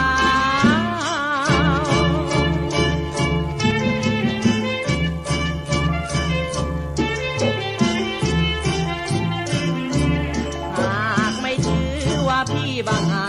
จจะขอเป็นทาสแม่นุชนาถลงยาวเธอทูลและทานน้อมพี่ไม่ขอยอมให้อับเช้าพอขัดมันให้งามเป็นเงาพอขัดมันให้งามเป็นเงาจะไม่ให้คันร้าวน้ำรั่วหยดเนืองน้อง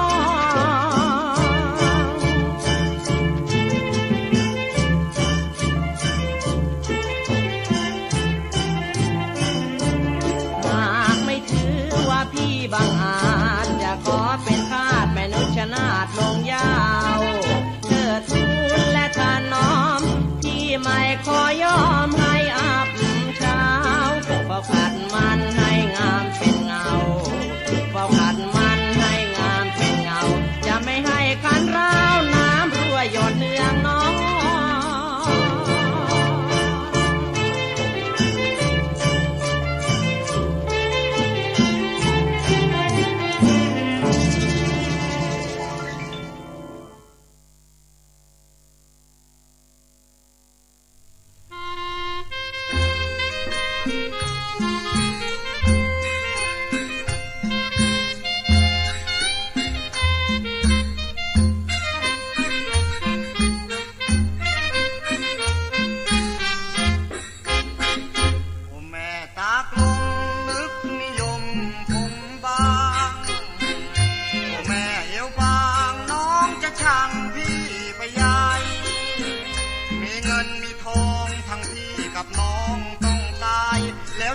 จะชังทำไม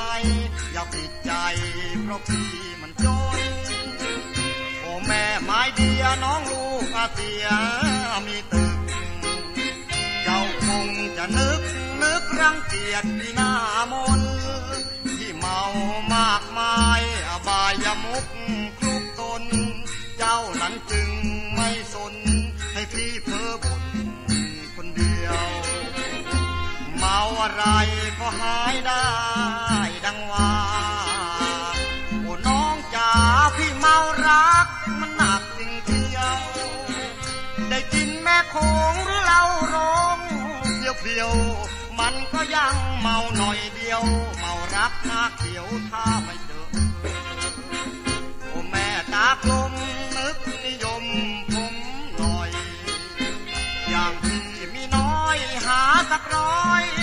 ไม่เจอรูปร่างหล่อเหลาถึงเมาก็ซื้อจนเซ่อ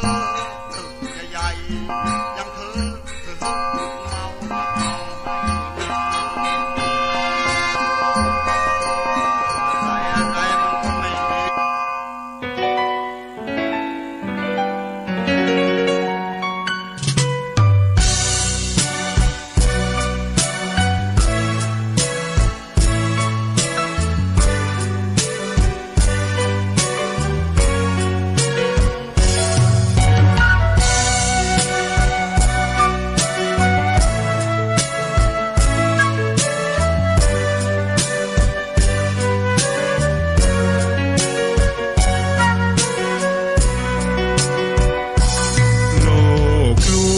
ชวนให้คิดอนิจจัง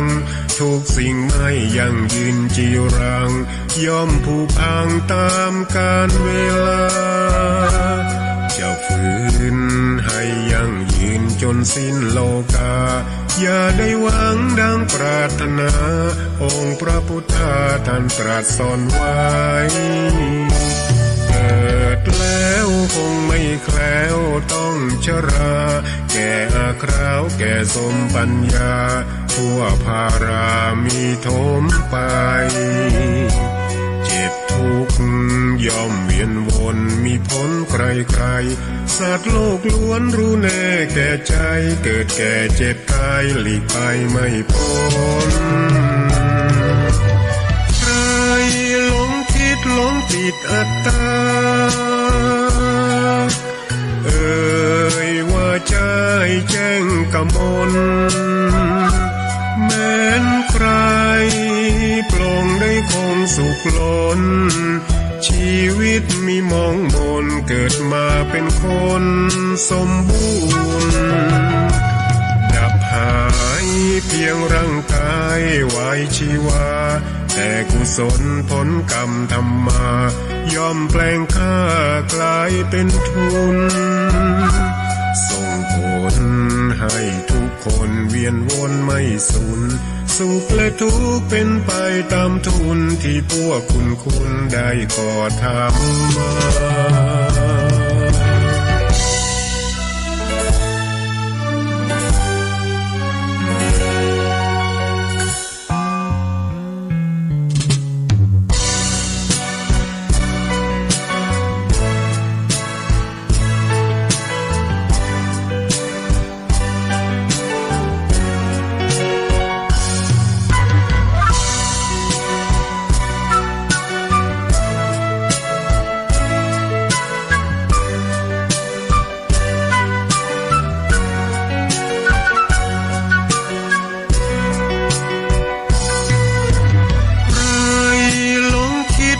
ติดอัตตา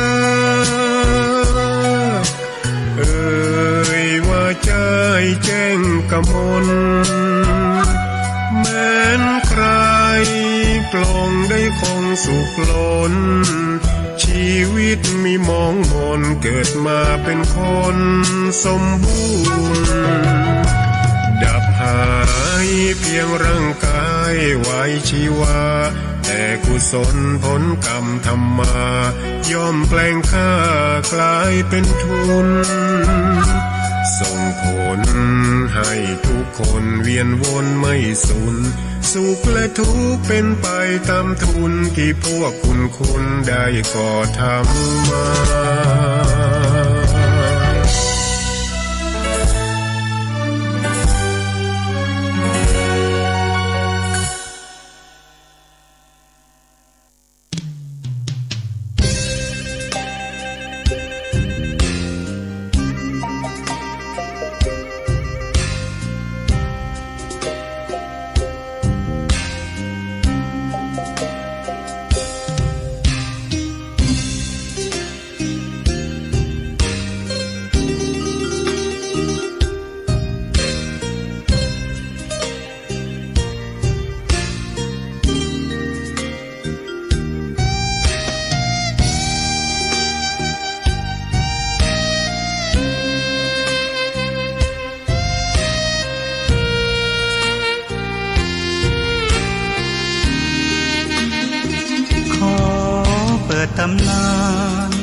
1,300 กว่าปี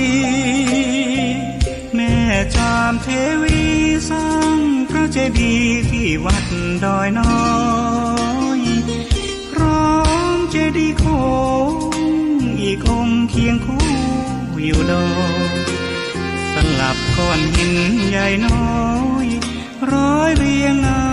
อัศจรรย์พระธาตุสีทองแงนมองฝูงพึ่งทำรังช่างมีมนต์ขลังพลังศักดิ์สิทธิ์บนนั้นกล่าวคำไหว้สากราบสักการะคนลุกคนฉันสัมผัสถึงสายสัมพันธ์คงเป็นลูกหลานเคยร่วมสร้างบุญวัดดอยน้อยอยู่กลางยอดดอยโรยต่ออำเภอดอยหล่อเขตติดต่อป่าสางลำพูนเดินทางปลอดภัย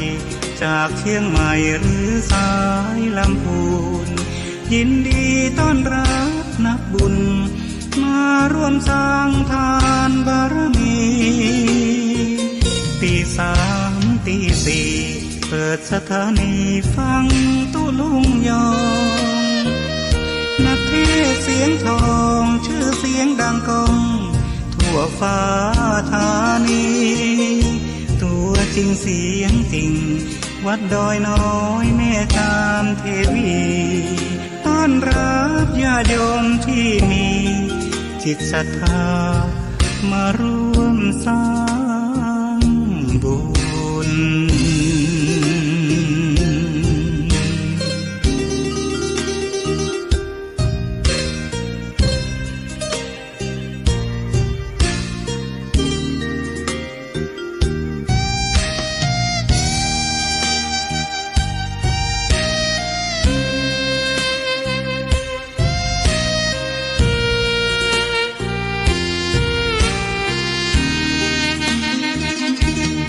วัดดอยน้อยอยู่กลางยอดดอยโรยต่ออำเภอดอยหล่อเขตติดต่อป่าสางลำพูนเดินทางปลอดภัยจากเชียงใหม่หรือสายลำพูนยินดีต้อนรับนักบุญมาร่วมสร้างทานบารมีตี3 ตี 4เปิดสถานีฟังตุลุงยองนักเทศเสียงทองชื่อเสียงดังก้องทั่วฟ้าธานีตัวจริงเสียงจริงวัดดอยน้อยแม่ตามเทวีต้อนรับญาติโยมที่มีจิตศรัทธามาร่วมสร้างบุญ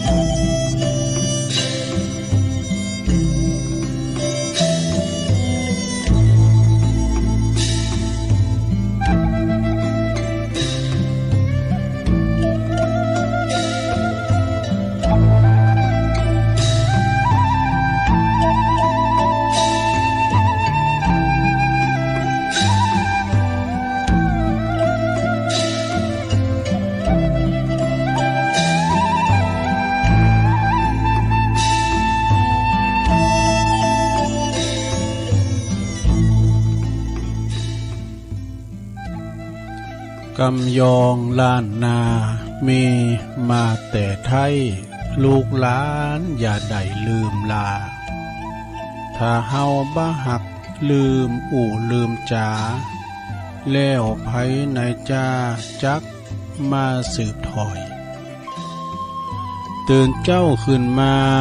ยิ้มแย้มแจ่มใสทุกโศกโรคภัยหายไปหมดสิ้นก็ขอความนอบน้อมแด่พระรัตนตรัยอันมีพระพุทธพระธรรมพระสงฆ์เป็นสรณะตีปึงกราบแนบไตไหวสาถวายความเคารพมายังครูบาอาจารย์พระมหาเถรานุเถระท่านเจ้าคณะพระสังฆาธิการพระภิกษุสามเณรเจ้าจุโตนจุองค์กุวัดวาอารามพร้อมตึงสำนักติภักทรงตัวเนื้อเจริญปอนมายังบรรดาปอออกแม่ออกศรัทธาสาธุชนนักศีลนักบุญคุณดีต่างหลายเนาะปอหลงแม่หลงปอลุงแม่ป่าปีป่าหน้าเอาอาศรัทธาตีนจ้องห้องวัดเท่าแก่หนุ่มกำใจยิงต่างหลายอันเป็นกีฬานุปถากสันนิบาลตานเข่าเนาะแตกตื่นมื่นตา ก็หมุนคืนมาฟังเนาะรายการนี้เปิ้นต่างชื่อว่ารายการสัพเพเหระปะกินากะขอนลุงไก่แจ้งรายการเสียงธรรมแสงทองซึ่งก็ดำเนินรายการบริหารเวลาโดยต้นโตแห่งอาตมาภาพเก่ากระผมตุลุงนันชัยวัฒนาคเสโนแห่งวัดพระธาตุดอยน้อยตำบลดอยหล่ออำเภอดอยหล่อจังหวัดเชียงใหม่ก็มาปบมาปะกับปอออกแม่ออกศรัทธาสาธุชนต่างหลายตึงสามเจ้าสามคืนเนาะนะตั้งแต่วันพฤหัสบดีวันศุกร์แล้วก็วันเสาร์ตุลุงก็ทำการบ้านเราสอหานาสาละเอามาเล่าสู่กันฟังเด้อสาธาเด้อเอามาปิ้นกูปิ้นเกียมกันเพลินยามรับดึกนะหรือว่านอนบ่รับตื่นมาจับไปก็ดีก็ฟังแก่งอมแก่เงาไปนะสาธาญาโยมเอามอกปิ้นเปินโกผี เอาฟังไปแต่ว่าอันนี้เป็นรายการสดๆเด้อมาโตปิ่นเด้อสาธาเด้อมันใจทิพย์นะมาปะมาปบกับปอออกแม่ออกศรัทธานักศีลบุญเฮาเนาะจะได้เตดนำเตดตามมรดกธรรมก็ดีธรรมบรรยายก็ดีนะก็มใจตาธรรมตุลุงก็เอาในเหนือในธรรมเนาะเอามาสาธยายให้ศรัทธาได้ฟังบางเตอบางทีก็สื่อโพราจาตาพองเตดธรรมสารกลิวิจาสูตรทำมหาวีบากทำมาลายโพธทำนิปันสูตรเนี่ยกะนะทำตาลหาผีตายเก่าเนามึน เป็นมรดกธรรมคติเตือนอกเตือนใจมีติมาติไปศรัทธาตาณปารมีบุญจะเกิดขึ้นได้เมื่อเฮาหือตาลเนาะแต่ว่านี่ก็เป็นมาตาลขันเข่ากันหนักหลายนะคุณก็มาหลายเต็มเต้าก่อนเด้อเพราะว่าเป็นปลดล็อกใหม่เนาะเปิ้นอัดอ่านแค่มาหลายปีแล้วลุง3 ปีแล้วเนาะหอมเด็ดตาลโกเข่าโกน้ำเฮาอันบ่ได้มาจำศีลภาวนาอายนะก็มีคนเฒ่ามานอนวัดปอดจานก็มาศรัทธาท่านรองนายกยังมานอนเนาะซะนะแล้วก็ศรัทธาคนเฒ่าก็หลายมี10 ปลายก็ตุ้มถึงแหละโธ่ว่ามาฟังทำให้กี่คู่เนี่ยแต่ว่าเปิ้นมานอนก็มีอยู่เนาะตัวลงก็แอนเงี้ยนเตะทำในเครื่องเสียงก็บอดี้ในแป้งไหนก็แห้วเครื่องเสียงติดสลาไหนหนูเท่าไหร่ครบสายมันจ้ะอันแมงหมูนี่ก็บอดี้นะแล้วนี่ก็ครบสายตู่ยินตัวลุงเนี่ยที่ในสถานีนะปุ๊บเบอร์เขาก็ไว้ตู่ยินนี่ลุไปแล้วตัวนี้เนาะไปพอนะไฟมาก่อมออกใครไหนก่อนน้ำก่อมกัดไปเนี่ยเปลี่ยนว่าหนูมาครบสายมาแบบหนูด้านนั้นมันก็ยิ่งโอ๊ตได้มาไฟยิ้มจอดมาได้เอาละเนาะสดาญาโยมตุลุงจะไหวพระก่อนเดี๋ยวจะได้ไปตังสถานีวิทยุ ที่เปิ้นมีบุญต่อโสตประสาทหูเฮาสูงถึงจ้องถึงบ้านเนาะเอาละเนาะเปิ้นไปนอนวัดก็มีตุเปิ้นที่เปิ้นมานอนวัดเดี๋ยวได้ยินตุลุงเนาะเฮาก็เอาที่เปิ้นได้ไปนอนวัดเนี่ยเนาะไหวพระพร้อมกันได้ลงเนอกราบหนึ่งก กราบสองกราบสามว่าพร้อมกันไปเลยอิมินาสการเรนะพุทธังอภิปูชยามะอิมินาสการเรนะธัมมังอภิปูชยามะอิมินาสการเรนะสังฆังอภิปูชยามะอะระหังสัมมาสัมพุทโธ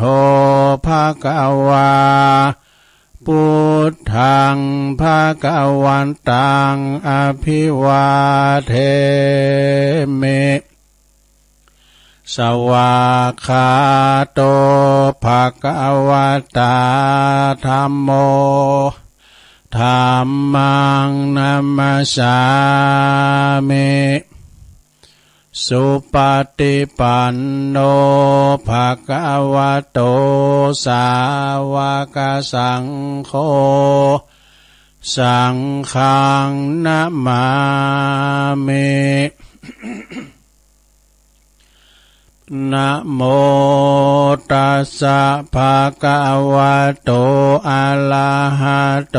สัมมาสัมพุทธัสสะนะโมตัสสะภะคะวะโตอะระหะโตสัมมาสัมพุทธัสสะนะโมตัสสะภะคะวะโตอะระหะโตสัมมาสัมพุทธัสสะอิติปิโสภะคะวะอะระหังสัมมาสัมพุทโธวิจจารณะสัมปันโนสุขโตโลกวิโตอนุตตโลปุริสธัมมัสสารติสัทธาเทวมนุสสานังพุทโธภควติสวากขาโตภควตาธัมโมสันติติโกอากาลิโกเอหิปัสสิโกโอปันนะยิโกปัจจตังเวทิตาโปวินโยเหติสุปฏิปันโนภะคะวะโตสาวกสังโฆอุจจุปฏิปันโนภะคะวะโตสาวกสังโฆญาญาปฏิปันโนภะคะวะโตสาวกสังโฆสามิจิปฏิปันโนภะคะวะโตสาวกสังโฆญาติตังจัตตาลิปุริสายุคาเนอัฏฐปุริสะปุคคลาเอสะภะคะวะโตสาวกสังโฆอะหุนายโยปะหุนายโยตักขินายโยอัญจลิกาลานิโยอนุตตลังปุญญเขตังโลกัสสาติจยันโตโพธิยามุเลสกายานังนันทิวัตโนเอวังตวังวิจัยโยโหหิจัยยสุจัยยมังคะเลอัปปลาจิตตปันลังเกสิเสปัทวิปุคเลอภิเสเกสัพพพุทธานังอากัปปโตปโมทาติสุนักตังสุมังคลังสุปปาตังสุโหติตังสุขันโนสุโมโหโตจัสสุยิทังพรหมจาริสุปัฏฐคินังกายกัมมังวาจากัมมังปัฏฐคินังปัฏฐคินังมโนกัมมังปณิทิเต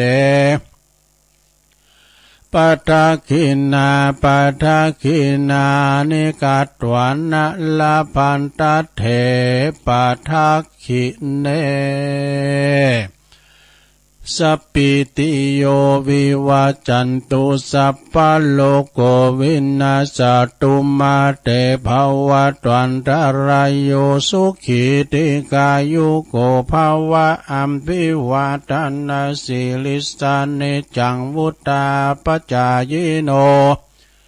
จัตตารโอธรรมาวาทันติอายุวันโนสุขังปะลังเอาแล้วศรัทธาญาติโยมทั้งหลายตัวลงก็ปีนเก้าปีนโหนำสวดมนต์ไปปีนตีเรียบร้อยขอคุณปาติตาไหลลัตตนาผ่านแผ่วพระแก้วเจ้าตั้งสามประการเนาะจุงโดนบันดาลมาปกป้องคุ้มครองรักษายังวัดวาอารามขวงแก้วตั้งสามครูบาอาจารย์เนาะพระสงฆ์องค์สามมเณรเจ้าอยู่กับวัดกับว่าอันมีความสง่าราศีงอกงามไพบูรณ์ในพระพุทธศาสนาอยู่กัมจูปูจาวัดวาอารามเนาะและก็ปินเนอร์นาบุญศรัทธาได้สักการะปูจากราบไหวได้ยึดเหนี่ยวจิตใจปอออกไม่ออกศรัทธาเนาะเข้าวัดสาเปิ้นก็มานอนวัดนอนวากันก็เปลี่ยนประทันในการทำวัดสวดมนต์นำจิตตะเดินจงกรมภาวนากันต่อไปนะพอออกไม่ออกศรัทธาก็เหมือนกันก็ขอให้มีสุขภาพพลานามัยสมบูรณ์แข็งแรงกินข้าวลำกินน้ำลุงปินลมโพลมใส่ของลูกของหลานเนาะ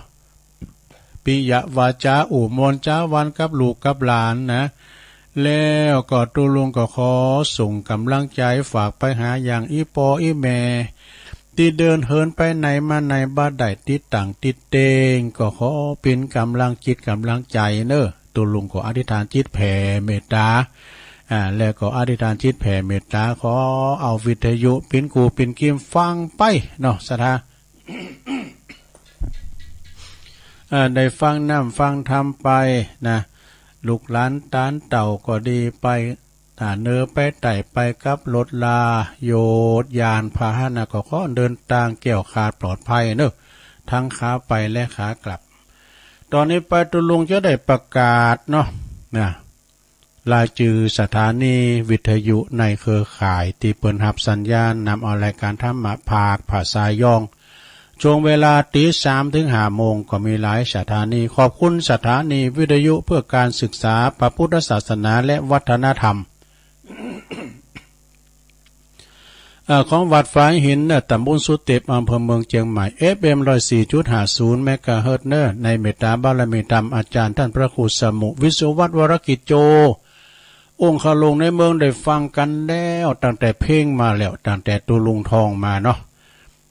แล้วขอบคุณสถานีวิทยุคณะสงฆ์อำเภอฝางตั้งอยู่ที่วัดพระบาทอุดมนำบ่อซาวา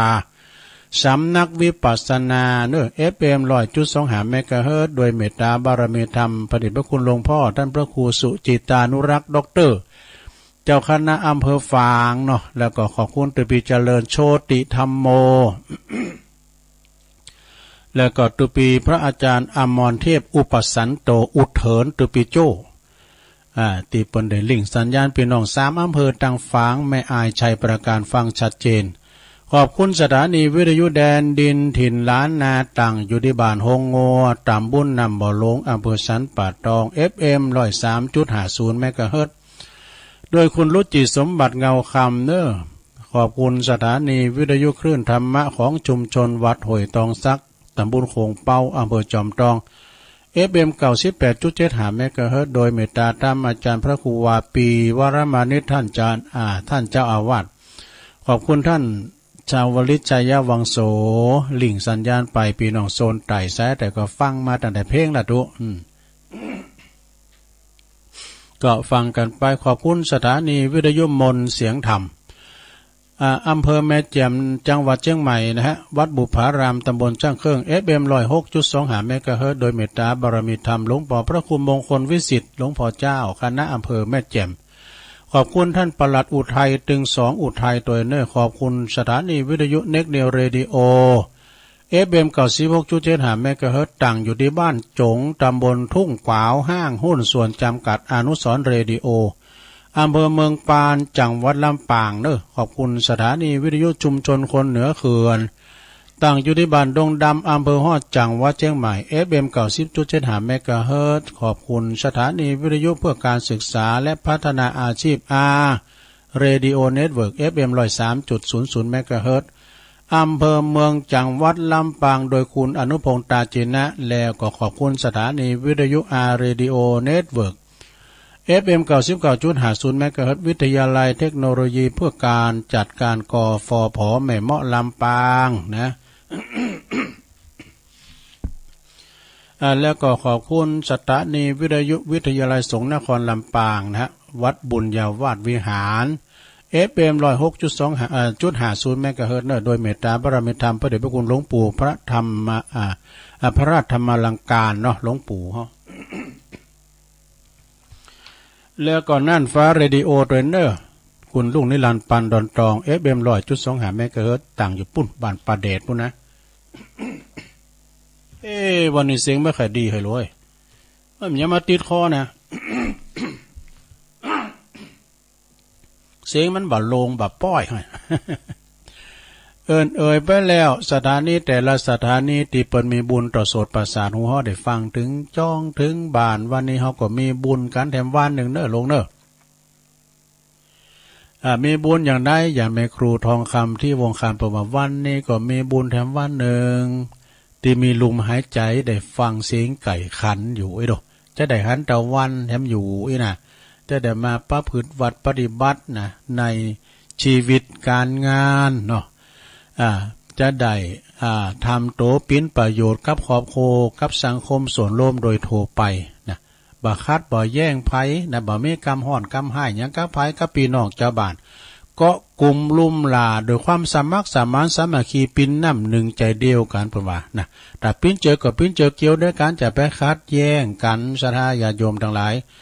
ถ้าเฮาคัดกันที่ไหนคืดมันเกิดที่หันคืดลงวัดห่างคืดลงบ้านห่างนี่นะเพิ่นว่านะ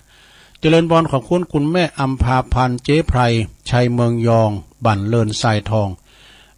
แล้วก็โดยเมตตาธรรมครูบาเนอะครูบาเต้ครูบาหลาน ครูบาหลานนี่มันปึ้งได้ตัวลูกตัวหลานเนาะสุภกฤษนะสุทธศิโรวัดบ้านเรือนทรายทองเนี่ยเปิ้นก็ฟังตุลุงอยู่นะขอบคุณหลายๆนะ วันนี้ก็ศรัทธาญาติโยมทั้งหลายกันเดียวตุลุงก็จะมีธรรมมาติดมีเจ้าภาพเหมือนกันศรัทธากันเดียวก่อนเอาอันนี้มาไว้หน่อยเนาะตามกุฏก่อนท่านอาจารย์มหานิคมเปิ้นว่านะท่านพระมหานิคมกิจจสาโรเสียงธรรมจากวัดจันทร์นะเปิ้นออกวันเสาร์เนาะต่อจากตุลุงพุกนะเปิ้นจะออกละสุริโยไทยไขแสงใกล้แจ้งแล้วฝูงวิหกร้องเจ้ยแจ้วแสวงหาซึ่งอาหารถ้ายานไปในนภาหมู่ปักษายังขยันหมั่นหากินนี่ท่านที่รักจะซบนอนอยู่ยายเล่าตื่นแต่เช้าขัดเกลาจิตเป็นนิจศีลประพฤติธรรมพระสัมมาเป็นอาจินรักษาศีลให้มั่นมันภาวนา เป็นยังเขียนต่อไปว่าอายุไขในมนุษย์สุดจะน้อยอย่าโมคอยโอกาสวาสนาคืนและวันที่เลื่อนไปไม่หวนมาอย่าชักช้าอบรมได้ทั้งใจกายสรรพสิ่งใดๆในโลกนี้ไม่คงที่แปรเปลี่ยนหน้าใจหายแต่สิ่งหนึ่งติดตามไปไม่รู้วายสุดดุจสหายคือกุศลและผลบุญ น้อมถวายพระรัตนตรัยในสถาน ดลบันดาลพรประเสริฐบังเกิดหนุนดุจสายทานจากฟากฟ้าเกื้อการุณเป็นผลบุญแผ่กว้างไกลในโลกาจบ หันว่ามันโอ้เปิ้นก็สอนดีนะกำกรอนนี่นะก็เปิ้นก็บอกว่าเฮาจะไปประมาทกันนะวันเวลาลงไปมันก็ไม่จะไปไม่ได้เนอะวันเวลาคือภาคการมันเอาเฮาไปตัวหน่อยภาคอายุเฮาไปตัวหน่อยเนาะแล้วก็ภาคเอาตีกำลังเฮาไปตัวหน่อยนี่กะซะนะภาคเอาหยังพองความหนุ่มความสาวเนี่ยเมื่อก่อนนี่เคยปลดตกกับปี้กระเป๋าขึ้นดอยปิ้นมอนมีพละกำลังปานดังจ่างปลายสารนี่นะโอ้เนี่ยเปิ้นว่ายิงโกก็ยิงเข้าไก่ยิงขาใดก็ยิงหนีหายน่ะยิงโกก็ยิงเข้าไก่ก็ความตายนี่มันมาไก่เฮาติดๆในโรงมันจะมาต่อยมันตูห้อมได้หมู่นี้ เนาะยิงขาใดก็ยิงหนีหายก็โอ้ปีแล้วเฮายังเตียวใดไปปีอยู่ในปีนี้เฮาได้ใจไม่เต้าแล้วด้วยน่ะมันเหมือนเดิมเลยเนี่ยนางมังสังเมื่อก่อนนี้เต่งตึงเดี๋ยวนี้ก็ตึงอยู่มากกันนะอันที่ตึงนั่นคือหยังหัวมันพี่อ่านสัจธรรมนะลงเด้อเราต้องทำใจไปเตือนหน่อยก่อนมันก็สถานพอเหรอเขาพอเล่าไก่ก็ดีเปิ้นเล่งขายนะเปิ้นเป็นอาหารน่ะเนาะมันตายมาไปขี่ลุนเปิ้นตายไปแล้วมาก็มาเกิดนะตายแล้วมาก็มาเกิดน้อยเนาะสถานคุณเขาก่อนน่ะตายแล้วเกิดนะบางคูมากรรมนี่เฮามาเกิดแล้วเฮาตายแล้วเฮาจะไปแล้วนะแต่ไปนิพพานนี่โอ้ตายแล้วมันถึงเกิดเนาะแต่เกิดปิ้นหยังเฮาฮู้นี่จะเป็นสัตว์สิ่งหิ่งห้อยก็มากรรมของปอาจารย์ปนานอาคมเตจนาเนาะปลุกนั้นเปิ้นว่าคุณเฮานี่จะมาเกิดเป็นคุณนี่เหมาะเปิ้นว่าเหมือนโง่โตน่ะจะมาเกิดเป็นมนุษย์คนเฮาในนามมกเต่ากับหูโง่มี2หูตัวน่ะธรรมกาเป็นสัตตาหลีซานก็สัตว์สิ่งหิ่งห้อยก็พอคุณโง่มันมีเป็นหมื่นสิ้นบ่ได้ลงเอ้ยเฮาจะเกิดเป็นสังเนี่ยเนาะอย่างพระพุทธเจ้าเนี่ยเพิ่นเกิดมาหมดนะเสวยพระชาติเป็นพญากวางทองเนี่ยเป็นนกแขกเต้าเนี่ยเป็นมาหมดวันพระพุทธเจ้าของเฮานี่น่ะแล้วเฮาจะมาเกิดเป็นหยังเนี่ยได้เรียกแต่กรรมไผบุญมานะลูกเนาะอันนี้ก็คือเป็นกรรมไผบุญมาแล้วก็ ก็เดียวกันเนอะสถานเนอะตุลุงจะไม่ตีธรรมนะวันนี้นะก็วันนั้นก็หลวงพ่อเอาซองเป่านะสตั้งเลยเนี่ยเอาเปิ้นก็เก็บไว้การน้ำกาแฟกันเนาะเอาตุลุงซองเนี่ยเอาไปอ่านให้เปิ้นกำเปิ้นว่าเปิ้นฟังตุลุงอยู่นะเปิ้นจะด้าน100 วันนี่กันเนาะคณะลูกหลานเลนของคุณยายยิ้มคุณยายผินยิ้มเขียวดูนามสกุลยิ้มเขียวนะทุกคนเนี่ยโดยมีคุณแม่กรกำมลเขยกลางนะอยู่บ้านดอยน้อยพัฒนาตำบลหนองหานอำเภอสันทรายสันทรายเนี่ยจังหวัดเชียงใหม่พร้อมกับคณะปีน้องลูกหลานเลนทุกคนจะทำบุญ100 วันวะนะจะทำบุญ100 วันกับคุณยายเป็นเจ้าภาพกันเต็ดเป็นเจ้าภาพกันเต็ดคืนนี้ตัวเนอะเจ้าในนาน1 กันแล้วก็เปิ้นถวายกระสานข้าวสาร1 กระสอบด้วยนะข้าวเหนียวนะโอ้ขอบคุณนะอันนี้ก็หลวงพ่อเปิ้นซองเป่ามื้อเนาะ ก็ขอวันนี้ก็เทศน้ำเทศธรรมให้คุณยายด้วยเนาะคุณยายผินยิ้มเขียว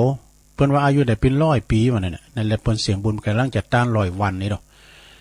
ก็มีแม่กรกำมลเขยกลางเนี่ยเปิ้นเป็น9 ปี 9 น้องเนาะแต่ตึงลูกหลานเลนจะต้านน้ำต้านธรรม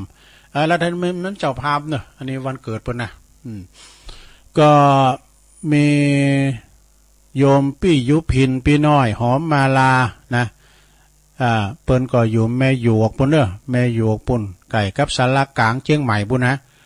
เปิ้นก็เป็นเจ้าภาพกันเตตันน้ำตันธรรมอันนี้นะติดตามไปหาญาติ ปู่ย่าตาโตตึงโมดนะทุกดวงวิญญาณตึงญาติกาวงศาปิ้นเจ้ากรรมในเวรก่อมดนะอันนี้ก็ขออนุโมทนาเนอะปิ้นเจ้าภาพรวมกันตัวลุงก็จะมีพระธรรมเทศนามรดกตามปืนบ้านล้านนาปืนเมืองเขาเนาะขอทำเกี่ยวกับทำบุญไปหาญาติกาวงศาทำบุญอันนี้สงงานศพต่างๆเนี่ยนะสดาต่างหลายก็ฟังไปก็รับไปก็เดี๋ยวตัวลุงก็จะมาเล่านิทานแถมนะมีนาสาลาติกาที่เกี่ยวไว้ทำกันบ้านไว้แล้ววันนี้มันได้ไปสวดมนต์โดยเพิ่นเนอะก็กันตัวลุงไปก็เดี๋ยวตีสี่ละเนนมันจะมาตีละกลางละนะแล้วก็จะมาสวดที่ลุมเนี่ยที่ศาลาลุมเนี่ยนะเครื่องเสียงกับบาดีเนี่ยตัวลุงก่อนว่าก่อนนำสวดมนต์เอาคอพอแห้ง สวดมนต์ยาวนะสดาเนาะฉะนั้นก็วันนี้ก็ต่างอกต่างใจฟังเนอะสถาเดียวเขาก็ค่อยมาว่ากันเนาะต่างใจฟังเทศฟังตามกันเนอะลงเนอะนะโดยมีเจ้าภาพก็เดี๋ยวก็เกมนำหยาดวะเนอะเดี๋ยวเอาปอนแม่เพนเขาเตี้ยเด้อก็เกมนำหยาดนั่นแม่เพน อ้าวฟังทำนะลงเนอะฟังไปละไปเนอะณบัดนี้นะโมตัสสะภะคะวะโตอะระหะโตสัมมาสัมพุทธัสสะโอนนะเตอุตตะกังวุตังยะธานินังภวัตติเอวะเมวะอิโตตินังเปตานังอุปกปติติสัทธโวดุลาสะปุริสาตั้งหลายตั้งหญิงใจหนุ่มเท่ามีสัตตะเก้าเป็นประธานต่างมีใจบานชื่นจอยมักไฟหอยตั้งบุญเฮตานุนบ่ขาดบ่ประมาทลาสาบัดนี้นะไม่มีหมู่เฮาเจ้าขาตั้งหลายตั้งฝ่ายก็เป็นเก้าเป็นประธานตั้งสายวงวานพี่น้องมิตรเกี่ยวป้องสหายคำมีใจใฝ่ฟังธรรมพระสัทธาจึงนำบุพาดวงดอกตั้งเขาตอกเตียนไฟจตุปัจจัยหลายเยื่องอันเป็นเครื่องบริวารมาถวายทานย่อยื่นด้วยใจชื่นยินดีแม้นอานิสงส์มีผาเสดได้บังเกิดมีมาขอยกมือสาส่งยุอุติสาไปหาผู้อันจุติมรณากากาชีวิตจากเสียตนขอกุศลเยื่องในไปลอดที่ดังหมายแก่ผู้ตายเตียงแต่แดเตออานิจจาวัฏสังขารละอันว่าสังขารทั้งหลายนี่นะมันบ่เตี้ยงหูความเงียงไปมาสัพเพสาตามวลหมู่อันเกิดมาสู่ในโลกย่อมมาอาโภคแผ่พานเมอันนันหลายแหล่เมจุเงสาธานากันกรรมมาปะปันจองหอยย่อมกากาดก้อยเป็นผี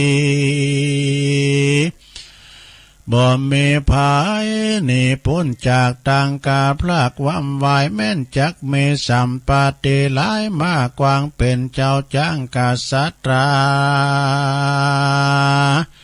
หรือว่าคนอนาถายากไลก็บ่เว้นใดต่างตายต้านต่างหลายมวลหมู่อันนั่งหรือว่านอนอยู่ฟังธรรมจงดาจามเมียดมันนาคืดที่สันถึงสังขารจักเป็นอาการบอกเล่าเตือนตัวเก่าว่ายามวันการเน่งหันบ่เหือถึงการชาติเกิดเป็นหมายว่าเกิดแก่เจ็บตายโดยมาลูกปิจารณาดังนี้หากแม่นที่กองธรรม กันว่ากรรมนำมาลอดก่อจักมวยบอดเป็นผีหรือพยาธิมีป่วยใครก็บ่อาจเว้นใดตั้งตายบ่ว่าใจบ่วุ่นวายหน่วงคอนะบ่ลุ่มล้อนมองผ่านหรือสายวงยานพี่น้องคนเกี่ยวข้องกับเฮากันว่ากรรมปะเอามาลอดได้มวยมอดมอลานนากอมบ่ตุขาเอาไม่บ่ย้อนว่าเราเนี่ยได้รู้ควายขวาดรู้ว่าการนิ่งอยู่เป็นไม้ถึงการเกิดแก่เจ็บตายปาดภาคบ่พ้นจากโลกีผู้ใดอากาศนิ่งมีดังนี้นักปราชญ์เก่าจี้ใครจาว่าผู้นานาพระเสดปาหือเกิดสวัสดีแลนาตาสัมมาสาทโวเหตุนั้นสายคนน้อยใหญ่ยิ่งใจจงกันเองหมายรู้ลอดถึงความตายมวยหมดมีมากันว่าตัวเล่าลามวยมางจากโลกกว้างเมืองคนจักมีสั่งติดตนไปนาจักต่ำจ้าเครื่องขี่หรือสวัสดีนั้นเราพระพุทธเจ้าหากเทศนาว่ากรรมังสัตเตววิภาสติอินนปันนิตายาดังในไขเก่าจี้ขียาว่ากรรมนามวลมากย่อมจากลากสาตาตามกรรมนั้นใดกาตมมานั้นโสดกาตามกรรมโหดอันลายบาปตอบสายปามีได้เครื่องขี้อ่าวไม่ส่วนว่าการกาตามกรรมดีไว้น้อยมากน้อยบุญจองหอยติดหวานได้สุขคืนวันคำเจ้าดังนี้แลนนาบัดนี้ต้านตางาลายหนุ่มเจ้ามีสาตาเก้าเป็นประธานมีใจบานชื่นจอยบ่อนละถอยกองดีการนิ่งมีกึดลอดถึงคนมวยหม้อตายไปถึงจักลักกันเพียงใดนั้นสายก็เอื้อเฟื้อกันบ่ได้นานนำมีแต่กาตำการตั้งบุญฮือตานุนเข้าน้ำหยาดน้ำอุติสะพร่ำไปหาผู้มอลานามวยมั่งจากโลกกว้างเมืองคนบุญกุศลส่งอยู่ฮือได้อยู่สวัสดีอันนะว่าบุญกุศลมีเยื่องนี้บ่หลีกลี่ไปในหายไปที่ไหนหรือสูญไปได้ปังเป่าคนหนุ่มเท่าหากทำเราขอจากเก่าจีฮือแจงที่ตำลายดังบาลีหลายหมายแต่เก่าอันตังเก่าเล่ากันมาว่าอุณนาเตอุตตะกังวูตังยาธานินังปาวัตตติเอวัมเมวะอิโตตินังเปตานังอุปกปติดังนี้ขายเก่าจีกรรมายว่าธรรมดาน้ำฝนหลายตกต้องลงสู่ห้องเมืองคนจากที่บนลงสู่ยังที่ลุ่มอยู่สันได้อันว่าพาลาบุญตานไปนั่นโสดก็ยังประโยชน์ปัจจุบันแก่ผู้ดับขันกลาพลากชีวิตจากสันดานก็เมด้วยประการดังนี้ถ้าอันเก่าจี้ไขมาแลนาศรัทธาต่างหลายหนุ่มเจ้าอันมานั่งเฝ้าฟังตามกาตามกรรมล้ำเลิศป่าเกิดสวัสดีอันว่าบุญกุศลมีนิสัยตั้นหากใดกาตามมาก็บ่อนำนาหลีกลี่หายสูญไปที่ต่างใดย่อมได้ไปจู้ผู้กุศลทรงอยู่แผ่โพดไดยาเวนาทุกโตต่างผ่าน ได้เจยบานค่ำเจ้าบ่อโศกเศร้าเครื่องขี่แม่นลานนี่กลาภาคตายเสียจากเมืองคนย่นเอาว่าตนไปเกิดในที่พระเสริฐกาเสมใจดังนักปราชญ์ไขแต่ไทยจากล่าวไว้อันนำมาว่าเอวังวาตันติยาตินางเยโหนติอนุกัมปิอนุกัมปติสุจิปันนิตังกาเลนะกัปปิยังอาปันนาปุจันนังดังนี้อันว่าคนผู้ใดนาหนุ่มเจ้ามีใจบ่เศร้าเจยบานใดเฮือตานข้าวน้ำว่าถูพร่ำปัจจัยเฮือยาติกาอันตายไปกลอยกลาดหลังน้ำหยาดไปหาอิตังโนยาตินังโหนติโหนตุสุขิตายาตายโยขอเฮือยาติกามวลหมู่อันตายไปสู่โลกหน้าอย่าได้ต่ำจ้าสามานเฮือได้สุขสำลานคำเจ้าแลนนาสัพเพสัตตาอันว่าเพศตั้งหลายหนุ่มเท่าก็มีใจบ่เศร้าเจยบาน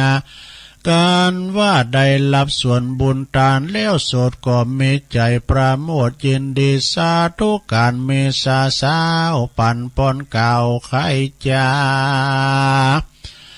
ว่าขอเฮือยาติกาพี่น้องอันอยู่ในแห่งห้องเมืองคนจีลัง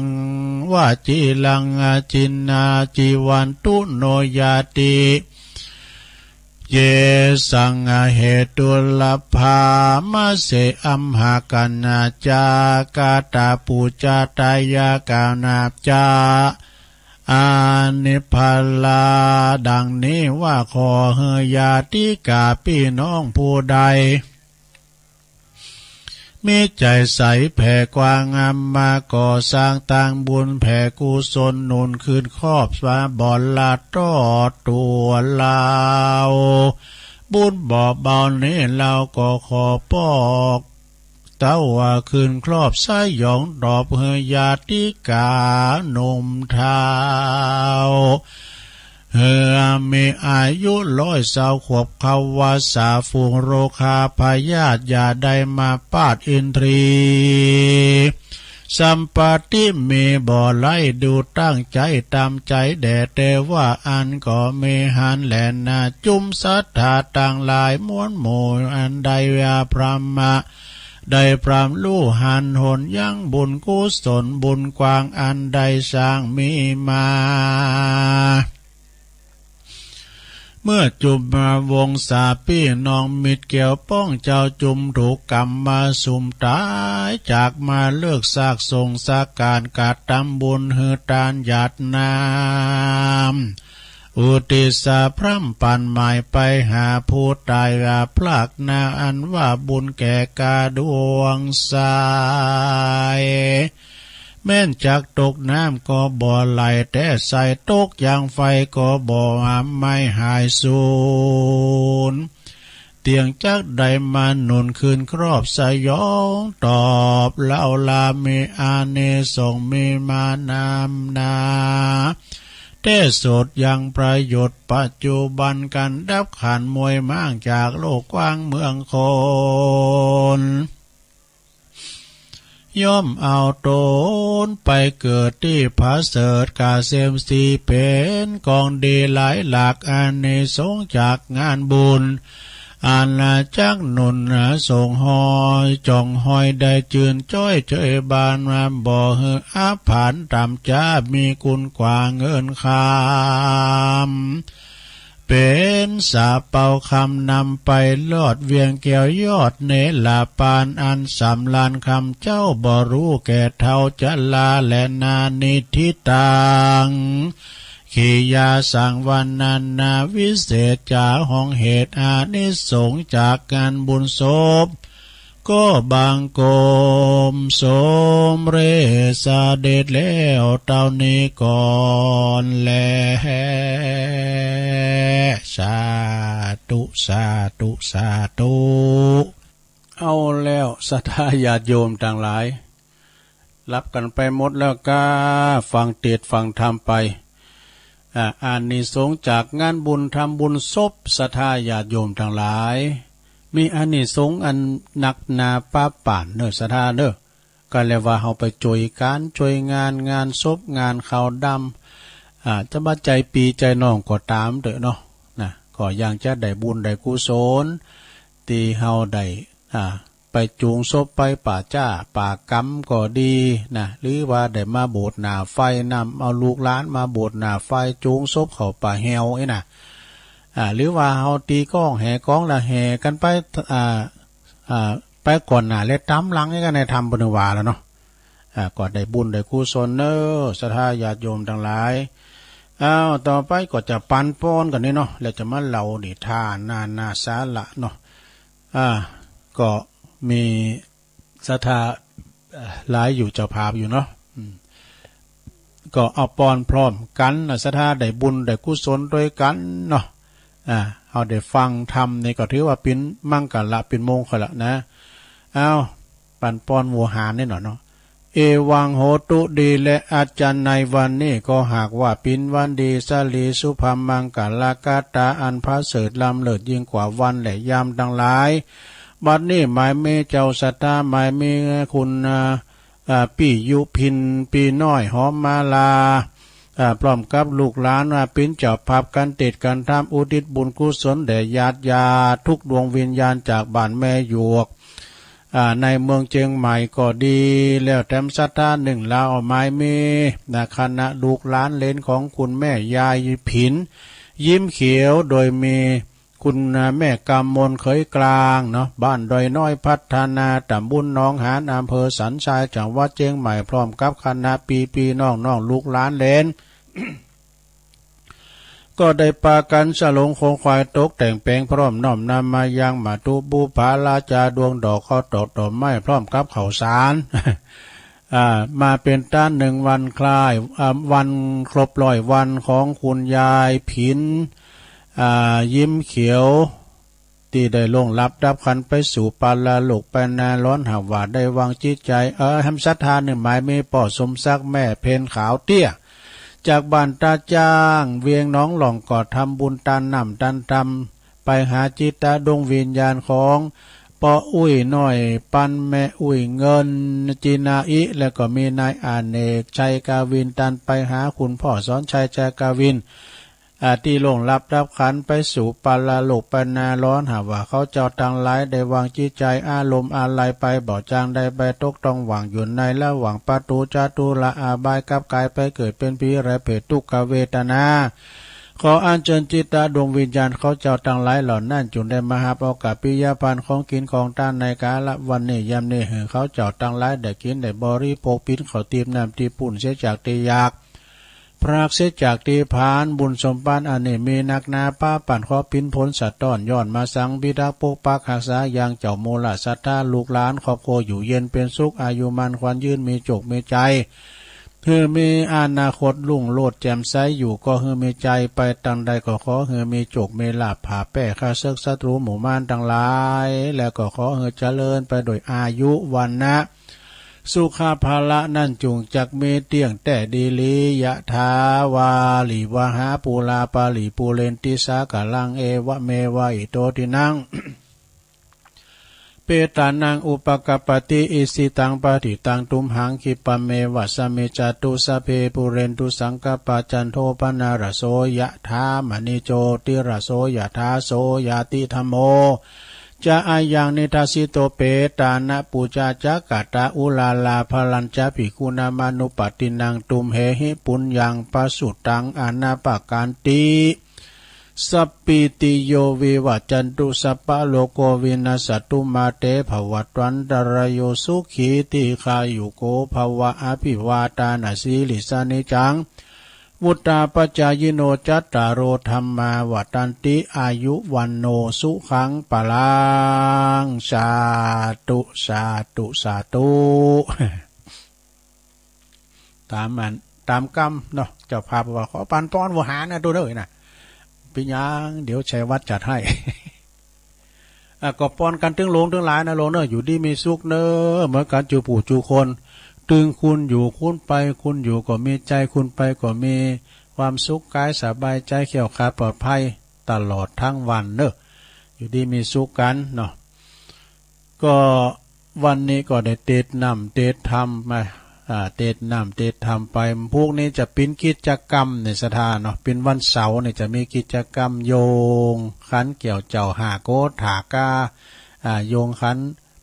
สูมากายะนะพวกนี้คุณจะมาลายเนอะนะพวกก็จะมีคุณหลายโอ้อย่างว่าว่าก็ตัวลุงก็ก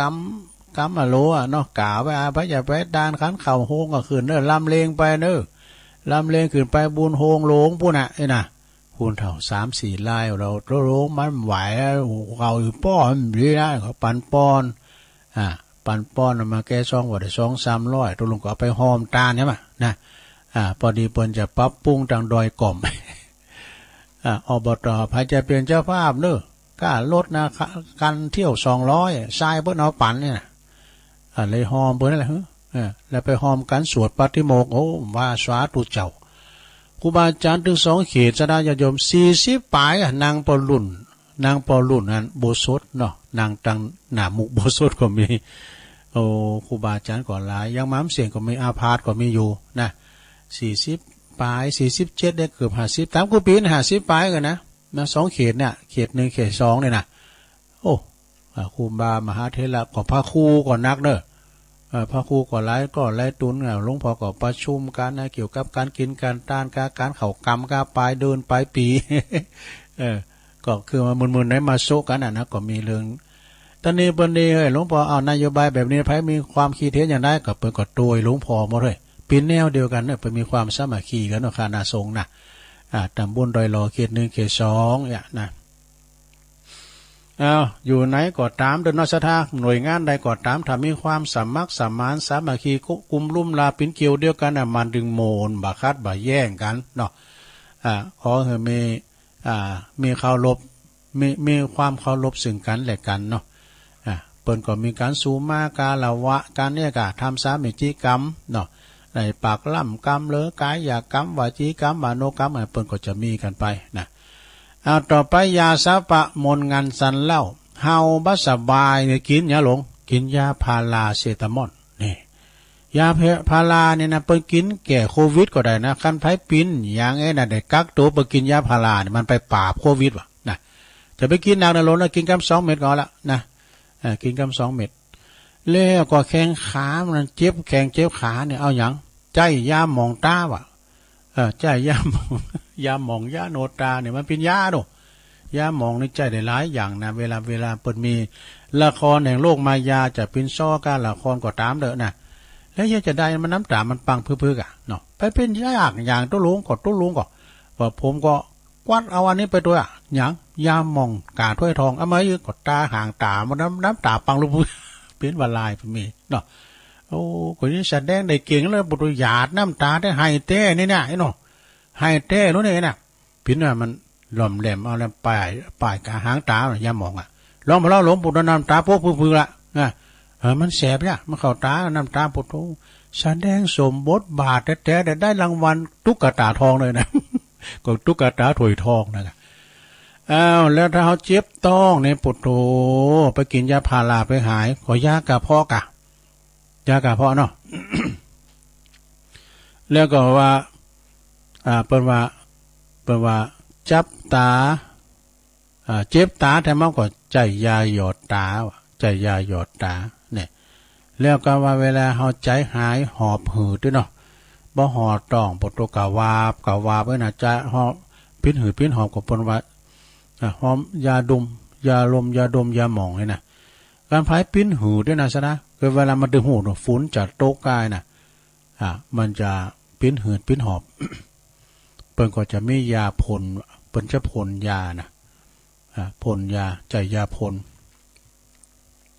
อันนี้เป็นยุกยาเนี่ยคุณเฮานี่ขาดบ่ได้นะเป็นยุกเป็นยาเนี่ยนะศรัทธาญาติโยมทั้งหลายปิ้นอันหยังก็กินยุกกินยานะจะไปลืม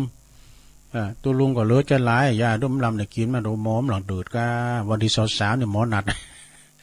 เดี๋ยวตัวลุงกินกำ3เพราะว่ากินกำเม็ดมันนานเสียงกินกำ3เพราะว่าเจ้าตอนแล้วก็แรงเนี่ยคำไหมนะเดี๋ยวไม่กี่เรื่องมาลินกำเดียวถึง3 เม็ดแล้วเอาไหนก่อนหาหน่อยก็ขึ้นพี่ยังดูเขากินกำ3 เม็ดละครังดังละเนอระครังยกที่1ดังขึ้นพี่เลี้ยงลงเน้นตีละครังละตัวลุงไปนะตัวลุงก็เนี่ยกับนำเรียนหลวงพ่อแล้วหรอตัวลุงก็จะมาบริหารเวลานะจะมามาจ้ากับพี่น้องศรัทธาญาติโยมเนี่ยกะนะตอนนี้ไปเจ้าเรานิทานนะลงเนอะถ้าเรานิทานเรื่องหยังนกกระยางกับฝูงปลาอีนะเราลำใจกะนกกระยางกับฝูงปลานะแล้วก็ฝูงปลาและงูนี่แล้วก็พระราชาโฉดจะฮือลองฟังวะเนอะเอาเรื่องนี้ก่อนนะนกกระยางกับฝูงปลาณเชตวันวิหารเนอะนะพระพุทธเจ้าปราลบภิกษุโกงรูปหนึ่งนะมาขี่โกงนะแล้วก็ตรัสชาดกเปอแก่เหตุ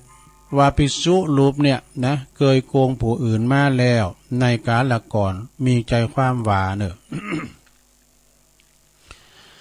ในอดีตพระตถาคตของเฮาในเสวยพระชาติปิ้นพญาป่าวะดอกพญาป่าก็มีนะเนี่ยพระพุทธเจ้านี่ปิ้นโมดัสดาเสวยพระชาติปิ้นอนันสัตอนันสนันเองนะอันนี้เสวยพระชาติปิ้นพญาปลาตลอดเวลาก็ได้สอนบริวารป่าทั้งหลายนะหูจักระมัดระวังเนอะนะระมัดระวังโตอยู่เสมอจะไปประมาทกาดจะไปตกนะไอ้น่ะ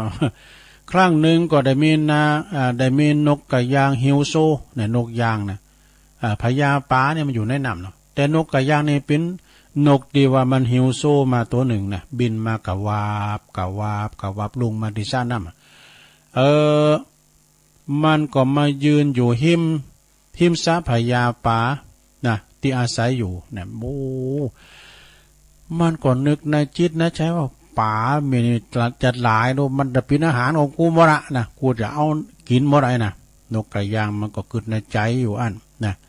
แล้วก็ทำเป็นยืนว่ะนะมันแต่งลับตานะอุพินะเพื่อว่าอุพิก็คือว่าเก่งแต่งลับตานะทำเป็นหลับตาเปิดรอเวลาจังหวะที่ปลาตัวใดตัวหนึ่งเนี่ยมันเผลอมันก็จะจับกินเป็นอาหารทันทีนี่ แต่ว่าเพราะว่าปลาทั้งหลายเนี่ยเปิ้นได้ฟังกรรมพญาปลาแล้วมีความระมัดระวังกูตัวนะแล้วเปิ้นก็เลยไปปลาบริวารก็เลยนำเรืองเนี่ยไปนำเรียนไปแจ้งพญาปลานะพญาปลาเมื่อพญาปลามาถึงตีเนาะมาถึงตีนกกระยางนะตรวจดูเหตุการณ์แล้วก็คิดว่านกกระยาง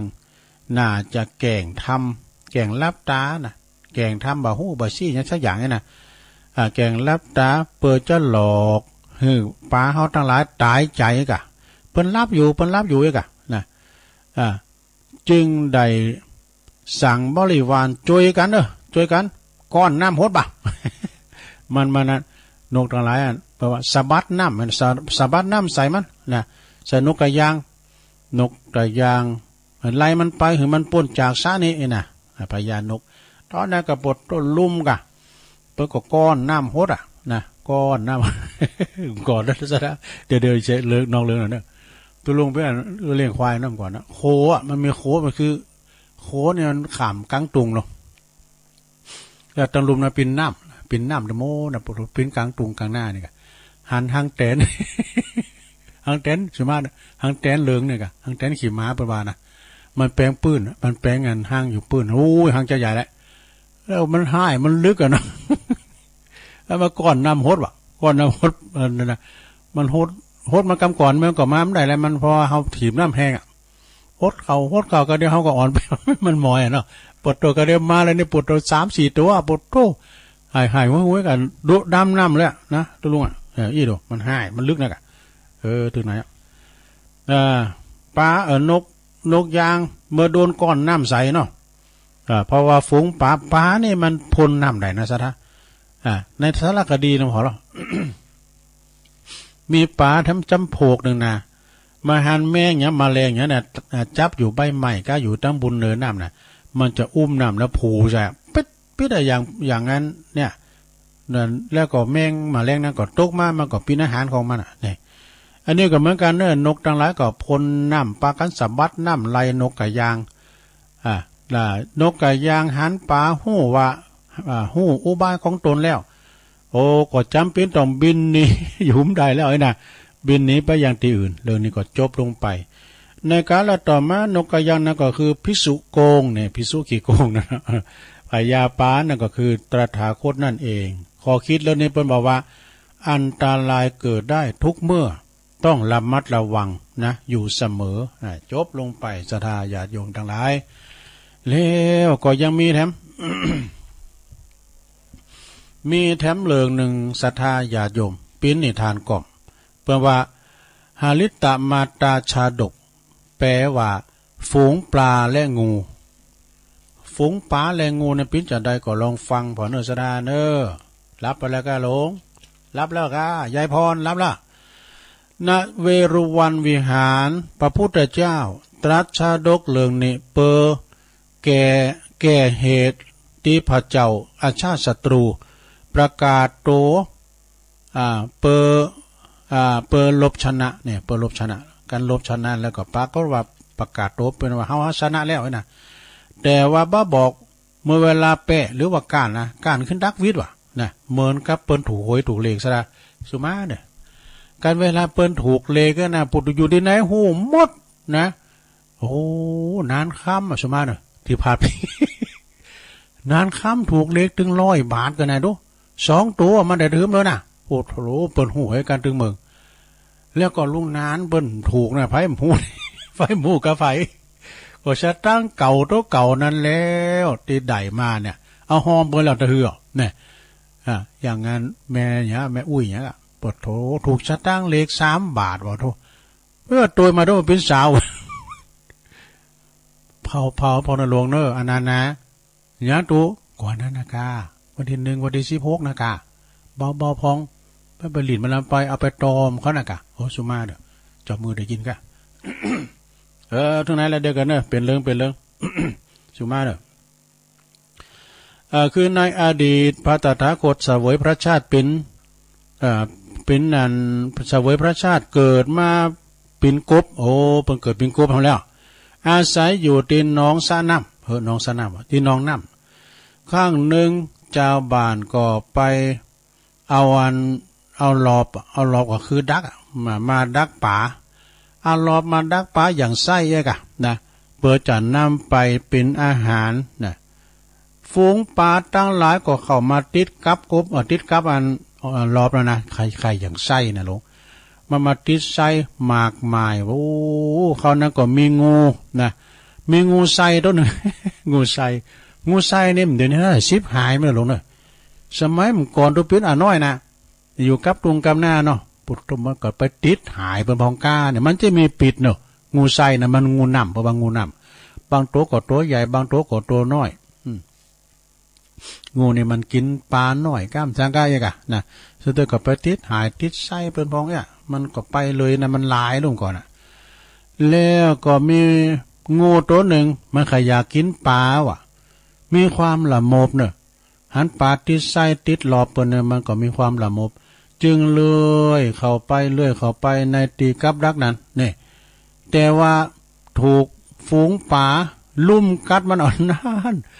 ฝูงป่าทั้งหลายมีความสามัคคีกันก็เลยลุ่มกัดปิ้นแผลไปทางตัวว่ะเนี่ยงูจึงหนีออกมาได้นะแล้วก็ไปเจอกับกบทำแล้วไปเจอกับกบจึงถามว่าสมควรละหรือไม่ที่ฝูงป่าเนี่ยไล่ทำลายเฮาเช่นนี้มันถามกบมันจะสมควรหรือไม่นะที่ฝูงป่ามันไล่คบเฮาอย่างเอี้ยท่านกบว่าจะได้นะแต่กบก็บ่หันใจเพราะว่างูเนี่ยนะฮู้ว่างูเนี่ยเป็นฝ่ายเริ่มก่อนแน่มันไปฝ่ายเข้าไปในไส้บ่นี้ไป ปิ้นก็ลุมประชาทันกับบุรุษหปาทาเนาะลุมก็คบกัดก็เป็นแผลเวอะวะนะ ครั้งนั้น เจ้าบ้านครั้งนั้นเจ้าบ้านก็เลยทำที่ดักกับปลาลุดออกนะมันสายแซมันลุดออกก็ทำให้ฝูงปลาเหล่านั้นจึงออกมากัดซ้ำจนงูถึงแก่ความตาย นั่นหมายความว่าไส้มันอย่างไส้เนาะงามันมีไส้ด้วยมันมีไส้สระยาโยมก่อนนี่เปิ้นมีตำราเหมือนกันนะไส้นี่เปิ้นเอาไม้โฮกแก่นี่นะเอามาแป้งโตมันคือโตไส้แล้วก็เอาไม้โฮกหนุ่มมาแป้งงาใส่ป้ามันจะถามว่าตางนี่ไปใดเอาเข้าไปในผ่านไปใดก็ไอ้น่ะมันจะทำงาใส่มันเป็นไม้หนุ่มหรอกไม้หนุ่มงาใส่มันก็บ่ฮู้เด้อลองไปถามคุณเฒ่าคุณแก่ท่านในบ่รอกันใส่เขาเอาป้าเขาใส่ก็ไปออกมาได้อันนี้นะแล้วก็ในกาลต่อมานะโยมนะงูนั้นก็คือพระเจ้าอาชาติศัตรูเนี่ยที่เป็นนั่นลูกทรพีขาปอนนะส่วนวากบนั้นก็คือองค์พระตถาคตนั่นเองข้อคิดเรื่องนี้เปิ้นบอกว่าหากเฮาคิดไล่กับไผก่อนคนอื่นก็จะคิดไล่กับเฮาเช่นกันจบศรัทธาญาติโยมนะเกี่ยวกับ เรื่องนี้นะศรัทธาญาติโยมเรื่องฝูงปลากับกบนะฝูงปลาฝูงปลากับงูนะจบลงไปเป็นนั่นเป็นนิทานกล่อมๆนะศรัทธาญาติโยมทั้งหลายเอามาเล่าสู่จู้กันฟังพี่น้องศรัทธาญาติโยมทั้งหลายวันนี้เป็นวันพระวันศีลที่เปิ้นไปวัดไปว่าก็ถึงบ่ได้ยินเนาะนะเพราะว่าตุลุงได้มาอู่เอิ้นรายการพระน้อยเขาก็ตีแล้วเปิ้นก็ทำวัดที่ศาลาเนาะตามกุปีนี่จะได้ยินเสียงสวดมนต์อยู่แต่ว่าเครื่องเสียงอันมันก็ไฟออกมาๆนะแต่ว่ามันดังออกลำโพงตุลุงก็เลยเอาตู่น้อยนะไปซอหาที่ไหนก็ป้าเขาก็หันความสำคัญมาเนาะเอามาปัดฝุ่นประจังเอาไม้มาเสียบขึ้นดังว่ะเนี่ยก็ใจตัวนั้นนะครับแล้วก็วันนี้เนศราญาโยมนะพี่น้องตังเวงป่าเป่านะดอยนางแก้วก็ไปปะกันวันนี้ก็อาตมาภาพพร้อมกับอาจารย์พระครูอภิวัฒนาวิกรมเปิ้นก็จะไปตีดอยนางแก้วไปฮื้อตุเปิ้นมีงานเนาะงานสักการะพระเจ้าศรีสองเมืองแล้วก็ทรงน้ำพระธาตุทรงน้ำพระธาตุพระเจ้าศรีสองเมืองตัวเนอศรัทธาพี่น้องศรัทธาเปิ้นก็ตุลุงกำลังเปิดนี่นะกำลังเปิดมือถือได้ซอหาลายของอาจารย์พระครูอภิวัฒน์นะก็เปิ้นมีงานฝากประกาศเนาะถ้าญาติโยมทั้งหลายงานก็กลางวัดสานี่ก็พอมีหลายนะสดามันก็ปูนมันจะมีก็กินสลากหักไม้ปูนน้ำก้ำนะลงเนอะสลากหักไม้ปูนนี่เพิ่นก็จะมีบางพองกอดต้านสังบางพองกอดต้านตุนเงินนี่กันเนาะเฮาห่างเหินกันมาหลายปีนี่ห่างเหินกันมาเกี่ยวกับการกับงานต่างๆเนาะวันนี้เนอะสดาเนาะงานที่1เนี่ยกับวันที่14กรกฎาคมก็คือวันนี้ตรงกับวันเข้าพรรษาแรม1 ค่